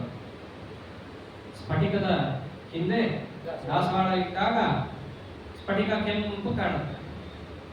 ಕೆಂಪಿದೆಯಾ ಅಲ್ಲಿ? ಇಲ್ಲ. ಕೆಂಪಿರೋದೆಲ್ಲ ದಾಸವಾಳದಲ್ಲಿ. ಆ ದಾಸವಾಳ ಹತ್ರ ಇಟ್ಟಿದ್ದಕ್ಕೆ ಸ್ಫಟಿಕನು ಕೆಂಪು ಹೇಗೆ ಕಾಣುತ್ತೋ ಹಾಗೆ ಈ ಅನುಭವ ಎಲ್ಲ ಯಾರಿಗಿರೋದು? ಅಂತಃಕರಣಕ್ಕೋ ಮನಸ್ಸಿಗೋ ಬುದ್ಧಿಗೋ ಯಾವುದಕ್ಕೋ ಒಂದಕ್ಕೋ ಇದೆ. ಆ ಮನಸ್ಸನ್ನ ಈ ಜೀವ ಬಹಳ ಹತ್ತಿರ ಹಚ್ಕೊಂಡಿರೋದ್ರಿಂದ ಈ ಜೀವನದಲ್ಲಿ ಏನ್ ಕಾಣುತ್ತೆ? ಆ ಮನಸ್ಸಿನಲ್ಲಿರುವಂತಹ ಅಂಶ, ಅನುಭವ ಮುಂತಾದವುಗಳು ಕಾಣುತ್ತೆ. ಹೀಗೆ ಕೆಲವರು ಹೇಳ್ತಾರೆ. ಆದ್ದರಿಂದ ಅನುಭವ ಎಲ್ಲ ಜೀವನದಲ್ಲಿ ಇಲ್ಲರಿ ಅಂತ ಕೆಲವರು ವಾದ. ಅದೆಲ್ಲ ಸುಳ್ಳು ಅಂತ. ಅದಕ್ಕೆ ದೇವರು ಉತ್ತರ ಕೊಟ್ಟ. ಈಗ ನೋಡ್ರಪ್ಪ, ಅದನ್ನು ಸುಳ್ಳು ಅಂತ ಹೇಳಬೇಕು ಅಂತಂದ್ರೆ ಅದಕ್ಕೊಂದಷ್ಟು ಮಾನದಂಡ ಆಗುತ್ತೆ. ಇವೆಲ್ಲ ಶಾಸ್ತ್ರೀಯ ಪರಿಭಾಷೆಯನ್ನು ನೋಡಿದಾಗ ಗೊತ್ತಾಗುತ್ತೆ. ಸುಮ್ಮನೆ ನೀ ಹೇಳಿ ಸುಳ್ಳು ಅನ್ನೋಕ್ಕಾಗಲ್ಲ, ಅಥವಾ ನಾ ತಿಳ್ಕೊಂಡಿದ್ದು ಸುಳ್ಳು ಅನ್ನೋಕ್ಕಾಗಲ್ಲ. ಯಾವಾಗ ಪ್ರಮಾಣಗಳಿಂದ ಅದಕ್ಕೆ ಬಾಧ ಉಂಟಾಗುತ್ತೋ ಅವಾಗ ಮಾತ್ರ ಹಿಂದೆ ತಿಳಿದ ಪದಾರ್ಥ ಸುಳ್ಳು ಉಂಟಾಗುತ್ತೆ. ಅದು ಪ್ರಮಾಣದಿಂದ ಗೊತ್ತಾಗಬೇಕು. ಯಾರೋ ಒಬ್ಬರು ಸುಮ್ಮನೆ ಹೇಳಿದ ಅಂತಲ್ಲ, ಹೇಳಿದ ವ್ಯಕ್ತಿ ಪ್ರಾಮಾಣಿಕವಾಗಿ ಅವನ ಹಿನ್ನೆಲೆಯಲ್ಲಿ ಪ್ರಮಾಣ ಇದ್ದಾಗ ಮಾತ್ರ ಆಗ ಮುಂಚೆ ತಿಳಿದಂತ ಅಂಶ ಸುಳ್ಳು ಅಂತ ಆಗುತ್ತೆ. ಇವೆಲ್ಲ ನಿಮಗೆ ಆಚಾರ್ಯರು ವ್ಯಾಸರಾಜರು ಏನು ಅನುಭವದಲ್ಲಿರುತ್ತೋ ಅದನ್ನೇ ಶಾಸ್ತ್ರದಲ್ಲಿ ಕ್ರೋಢೀಕರಿಸಿ ಕೊಡ್ತಾರೆ. ದೇವರಂದ ಹಾಗಿದ್ರೆ ನಿಮ್ಮ ಪ್ರಕಾರ ಅನುಭವ ಎಲ್ಲ ಜೀವನಿಗೆ ಅಲ್ಲ ಮನಸ್ಸಿಗೆ. ಅದರ ಅನುಭವ ಏನಿದೆ ಜಗತ್ತಲ್ಲಿ? ಪುರುಷ ಪ್ರಕೃತಿಸ್ಥೋ ಹಿ ಭುಂಕ್ತೆ ಪ್ರಕೃತಿಜಾನ್ ಗುಣಾನ್ ಕಾರಣಂ ಗುಣಸಂಗೋಸ್ಯ ಸದಸತ್ ಯೋನಿ ಜನ್ಮಸು. ಅನುಭವಕ್ಕೆ ವಿರುದ್ಧವಾಗಿ ಯಾವುದೇ ಶಾಸ್ತ್ರ ಇದ್ರೂ ಅದನ್ನ ಕಸಪುಟ್ಟಿಗೆ ಹಾಕಬೇಕು ಹೊರತು ಅದನ್ನ ತಲೆ ಮೇಲೆ ಹೊತ್ಕೊಂಡು ಬೆಳೆಸೋ ಅಗತ್ಯ ಇಲ್ಲ. ಇದನ್ನ ಪ್ರತಿಪಾದನೆ ಮಾಡಿದ ಏಕೈಕ ಆಚಾರ್ಯರು ಅಂದ್ರೆ ಅವರು ಆಚಾರ್ಯರೊಬ್ಬರೇ. ಅನುಭವಕ್ಕೆ ವಿರುದ್ಧವಾಗಿರೋದನ್ನ ಹೇಳಿ ಇದೇ ವೇದಶಾಸ್ತ್ರ ಅದನ್ನ ಹೆಂಗ್ ಸಾಧ್ಯ? ಯಾವತ್ತೇ ಇದ್ರೂ ಪ್ರಮಾಣಗಳಲ್ಲಿ ಹೊಂದಾಣಿಕೆ ಇರುತ್ತೆ ಹೊರತು ವಿರೋಧ ಇರಲ್ಲ. ಪ್ರತ್ಯಕ್ಷವೂ ಒಂದು ಪ್ರಮಾಣ, ವೇದವು ಪ್ರಮಾಣ, ಎರಡೂ ಪ್ರಮಾಣ ಅಂತಾದ ಮೇಲೆ ಪ್ರಮಾಣ ಅಂದ್ರೆ ಪ್ರಮಾ ಅಂದ್ರೆ ಯಥಾರ್ಥ ಜ್ಞಾನ, ಅದನ್ನ ಅಣ ಅಂದ್ರೆ ಹೊಂದಿಸುವಂತಹದ್ದು. ಎರಡೂ ಯಥಾರ್ಥ ಜ್ಞಾನವನ್ನು ಹುಟ್ಟಿಸುತ್ತೆ ಅಂತಾದಾಗ ಪ್ರತ್ಯಕ್ಷದಿಂದ ಬಂದಿದ್ದು ಯಥಾರ್ಥ ಜ್ಞಾನ ಹುಟ್ಟಿಸುತ್ತೆ, ವೇದದಿಂದ ಬಂದಿದ್ದು ಯಥಾರ್ಥ ಜ್ಞಾನ ಹುಟ್ಟಿಸುತ್ತೆ ಅಂತ ಒಪ್ಪಿ ಪ್ರಮಾಣ ಅನ್ನುವ ಶಬ್ದವನ್ನ ಆಡಿ ಪ್ರತ್ಯಕ್ಷದಿಂದ ಬಂದ್ರೆ ಸುಳ್ಳು, ವೇದದಿಂದ ಬಂದ್ರೆ ಮಾತ್ರ ಅದು ಸರಿ. ಈಗ ವಾಕ್ಯಾರ್ಥ ಮಾಡೋದಕ್ಕೆ ಏನನ್ಬೇಕು? ವಿರೋಧ ಯಾಹತಿ ಎಲ್ಲದಕ್ಕಿಂತ ಮೇಲಾಗಿ ತಲೆ ಸರಿಗಿಲ್ಲ, ಹಿಂಗೆ ಯಾವ ವಾಕ್ಯಾರ್ಥ ಮಾಡ್ತೋ ಅಂತ ಅನ್ಬೇಕಾಗುತ್ತೆ. ಆದ್ದರಿಂದ ಅನುಭವದಲ್ಲಿ ಏನಿದೆ? ಈ ಸುಖ ದುಃಖಗಳ ಅನುಭವ ಮನಸ್ಸಿಗಾಗತ್ತೆ ಅಂತ ಯಾರಿಗಾರು ಇದೆಯಾ? ಅವನು ಏನಂತ ತಿಳಿತಾ ಇದ್ದಾನೆ, ನಾನು ಸುಖಿಯಾಗಿದ್ದೇನೆ, ನಾನು ದುಃಖಿಯಾಗಿದ್ದೇನೆ. ಆದ್ರೆ ಇಷ್ಟೇ ಅಲ್ಲಿರೋ ವ್ಯತ್ಯಾಸ, ಸುಖ ಹುಟ್ಟಿದ್ದು ಮನಸ್ಸಿನಲ್ಲಿ, ಆದ್ರೆ ಸುಖದ ಅನುಭವ ಪಡಿತಾ ಇರೋನು ಜೀವ. ಇಷ್ಟೇ ಅಲ್ಲಿರೋದು. ಹಾಗೆ ಭೂಮಿಯಲ್ಲೇ ಮಡಿಕೆ ಹುಟ್ಟುತ್ತೆ, ಭೂಮಿಯಲ್ಲಿ ಮಡಿಕೆ ಹುಟ್ಟಿದ್ದು ಕಾಣುತ್ತೆ. ಮಡಿಕೆ ಇರೋದು ಎಲ್ಲಿ? ಭೂಮಿಯಲ್ಲಿ. ಮಡಿಕೆಯ ಅನುಭವ ಬಂದಿದ್ಯಾರಿಗೆ? ಭೂಮಿಗೆ ಅನ್ನಕ್ಕಾಗತ್ತಾ? ಮಡಿಕೆ ಇರೋದಲ್ಲೇಪ್ಪ, ಭೂಮಿಯಲ್ಲೇ ಇದೆ. ಅನುಭವ ಬಂದಿದ್ಯಾರಿಗೆ? ಜೀವನಿಗೆ ಅಂತ ಹೇಳ್ಬೋದಲ್ಲ. ಹಾಗೆ ಮನಸ್ಸಿನ ವಿಕಾರವಾಗಿ ಬೇಕಾದ್ರಲ್ಲಿ ಇರುವಂತೆ, ಆದರೆ ಅದರ ಅನುಭವ ಬಂದಿದ್ಯಾರಿಗೆ? ಜೀವನಿಗೆ. ಇಷ್ಟೇ ವ್ಯತ್ಯಾಸ ಅಂತ ಟೀಕಾಕೃತ್ಪಾದರು ಇದನ್ನು ಮೊದಲು ತಿಳಿಸಿಕೊಡ್ತಾರೆ. 2ನೇ ಅಧ್ಯಾಯದಲ್ಲೆಲ್ಲ ಇದೊಂದು ಬಹಳ ವಿಚಾರ ಇದೆ. ಸ್ವಾರಸ್ಯ ಅಂತಂದ್ರೆ ಆಚಾರ ವ್ಯಾಖ್ಯಾನ 2-3 ಅಧ್ಯಾಯಕ್ಕೂ ಬಹಳ, ಆಮೇಲೆಲ್ಲ ಸ್ವಲ್ಪ ಆಗೋಗುತ್ತೆ. ಯಾಕೆಂದ್ರೆ ಮುಂದೆ ಹೇಳಬೇಕಾಗಿರೋದೆಲ್ಲ ಹೇಳ್ಬಿಟ್ಟಿದ್ದಾರೆ ಅಲ್ಲೇನೆ ಸಂಕ್ಷಿಪ್ತವಾಗಿ. ಭಾಷ್ಯಕಾರರು ಅವ್ರನ್ನ ಬಹಳ ಎಲ್ಲ ಗೀಚಿ ಅಭ್ಯಾಸ ಇಲ್ಲ ಅವ್ರಿಗೆ, ಬಹಳ ಸಂಕ್ಷಿಪ್ತವಾಗಿ ಮಾತಾಡೋ ಗಂಭೀರರು. ಅದಕ್ಕೋಸ್ಕರವಾಗಿ ಅಲ್ಲೇ ಇದೆಲ್ಲ ವಿಚಾರವನ್ನು ತಗೊಂಡ್ಬಿಟ್ಟಿದ್ದಾರೆ. ಅರ್ಥಾತ್ ಏನು ಸುಖ ದುಃಖಗಳು ಅಂತಿದ್ದಾವೋ ಅದೆಲ್ಲವೂ ಮನಸ್ಸಿನ ವಿಕಾರವಾಗಿ ಮನಸ್ಸಿನಲ್ಲೇ ಹುಟ್ಟಿದ್ರು ಕೂಡ ಅದರ ಅನುಭವ ಯಾರಿಗೆ ಬರುತ್ತೆ? ಜೀವನಿಗೆ ಬರುತ್ತೆ. ಅಂತ ಎಲ್ಲಿದೆ? ಅನುಭವದಲ್ಲಿದೆ. ಅದಕ್ಕೆ ಯಾರು ಹೇಳಿದ್ದು? ಯಾರೋ ಮಧ್ವಾಚಾರ್ಯ ಹೇಳಿದ್ರೆ ನಿಮ್ಮ ಅನುಭವ ನಿಮ್ಗೆ, ನಮ್ಮ ಅನುಭವ ನಮ್ಗೆ ಏನ್ ಬಿಡ್ತಾರೆ. ಅದಕ್ಕೆ ಕೃಷ್ಣ ಪರಮಾತ್ಮ ಏನ್ ಹೇಳ್ದ? ಪುರುಷಃ ಪ್ರಕೃತಿಸ್ಥೋ ಹಿ ಭುಂಕ್ತೆ ಪ್ರಕೃತಿಜಾನ್ ಗುಣ ಹಿ ಅಂತ ಶಬ್ದ ಇತ್ತ. ಹಿ ಅಂದ್ರೇನು? ಇದು ಪ್ರಮಾಣ ಸಿದ್ಧ, ಇದನ್ನ ಅಪಲಾಪ ಮಾಡಕ್ ಬರಲ್ಲ. ಏನಂತ ಪ್ರಮಾಣ ಸಿದ್ಧ ಇದೆ? ಪುರುಷಃ ಭುಂಕ್ತೆ, ಪುರುಷನೇ ಅನುಭವವನ್ನು ಪಡಿತಾನೆ. ಯಾವುದರ ಅನುಭವ? ಪ್ರಕೃತಿಜಾನ್ ಗುಣ, ಈ ಪ್ರಕೃತಿಯಿಂದ ಬಂದ ಸುಖ ದುಃಖಗಳ ಅನುಭವವನ್ನ ಅವನೇ ಪಡಿತಾನೆ ಅಂತ ಅನುಭವ ಇದೆ. ಅನುಭವಕ್ಕೆ ವಿರುದ್ಧವಾಗಿ ನಾವು ಯಾಕೆ ವಾಕ್ಯಾರ್ಥ ಮಾಡಬೇಕು? ಆದ್ದರಿಂದ ಸುಖ ದುಃಖದ ಅನುಭವವನ್ನ ಹೊಂದಿರುವ ಜೀವ ಅಂತ ನಾವೇನು ಹೇಳಿದ್ದೇವೆ ಅದು ಸರಿಯಾಗಿದೆ. ಇದನ್ನ ಆಚಾರ್ಯರೆಲ್ಲ ಸಮರ್ಥನೆ ಮಾಡ್ತಾ ಇರೋದು. ಕೃಷ್ಣ ತಾನು ಹೇಳಿದ್ದಕ್ಕೆ ತಾನೇ ಸಮರ್ಥನೆ ಮಾಡ್ತಾ ಇದ್ದಾನೆ. ಶರೀರೇಂದ್ರಿಯದಲ್ಲಿ ಜೀವ ಇದ್ದು ಸುಖ ದುಃಖದ ಅನುಭವವನ್ನು ಪಡಿತಾನೆ ಅಂತ ಹೇಳಿದಾಗ ಈ ಶರೀರೇಂದ್ರಿಯ ಯಾತಕ್ಕಾಗಿ ಬಂತು? ಮುಂದೆ ಉತ್ತರ ಕೊಟ್ಟ. ಏನಂತ? ಕಾರಣಂ ಗುಣಸಂಗೋಸ್ಯ ಸದಸತ್ಯೋ ವಿಜನ್ಮಸು. ಒಳ್ಳೆ ಶರೀರ ಪಡೆದಿದ್ದ, ಸುಖ ದುಃಖಗಳ ಅನುಭವ ಇವನಿಗಾಗತ್ತೆ. ಯಾವುದೋ ದುಷ್ಟ ಶರೀರವನ್ನು ಇವನು ಪಡೆದಿದ್ದ, ದುಃಖದ ಅನುಭವ ಇವನಿಗಾಗತ್ತೆ. ಯಾಕಾಗತ್ತೆ? ಗುಣಸಂಗೋಸ್ಯ, ಗುಣಸಂಗ, ಈ ಗುಣಗಳಲ್ಲಿ ಸಂಘ ಅರ್ಥಾತ್ ವಿಷಯದಲ್ಲಿ ಸಂಘ ಇವನಿಗೆ ಇರೋದ್ರಿಂದಾಗಿ ಈತ ಒಳ್ಳೆಯ ಶರೀರ, ಕೆಟ್ಟ ಶರೀರ ಇವೆಲ್ಲವನ್ನು ಪಡಿತಾ ಬರ್ತಾನೆ.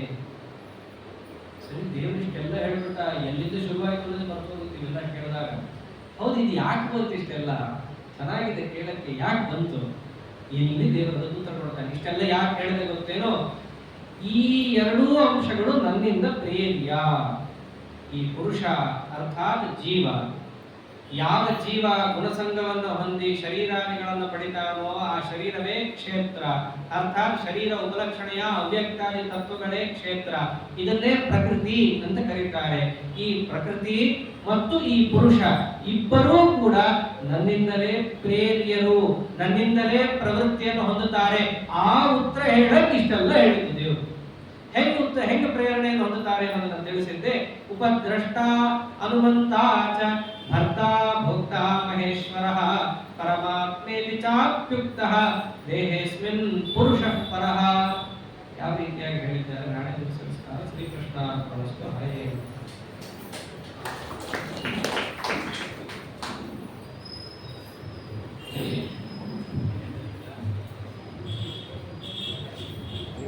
ಅರ್ಥ ಆಗೋದು.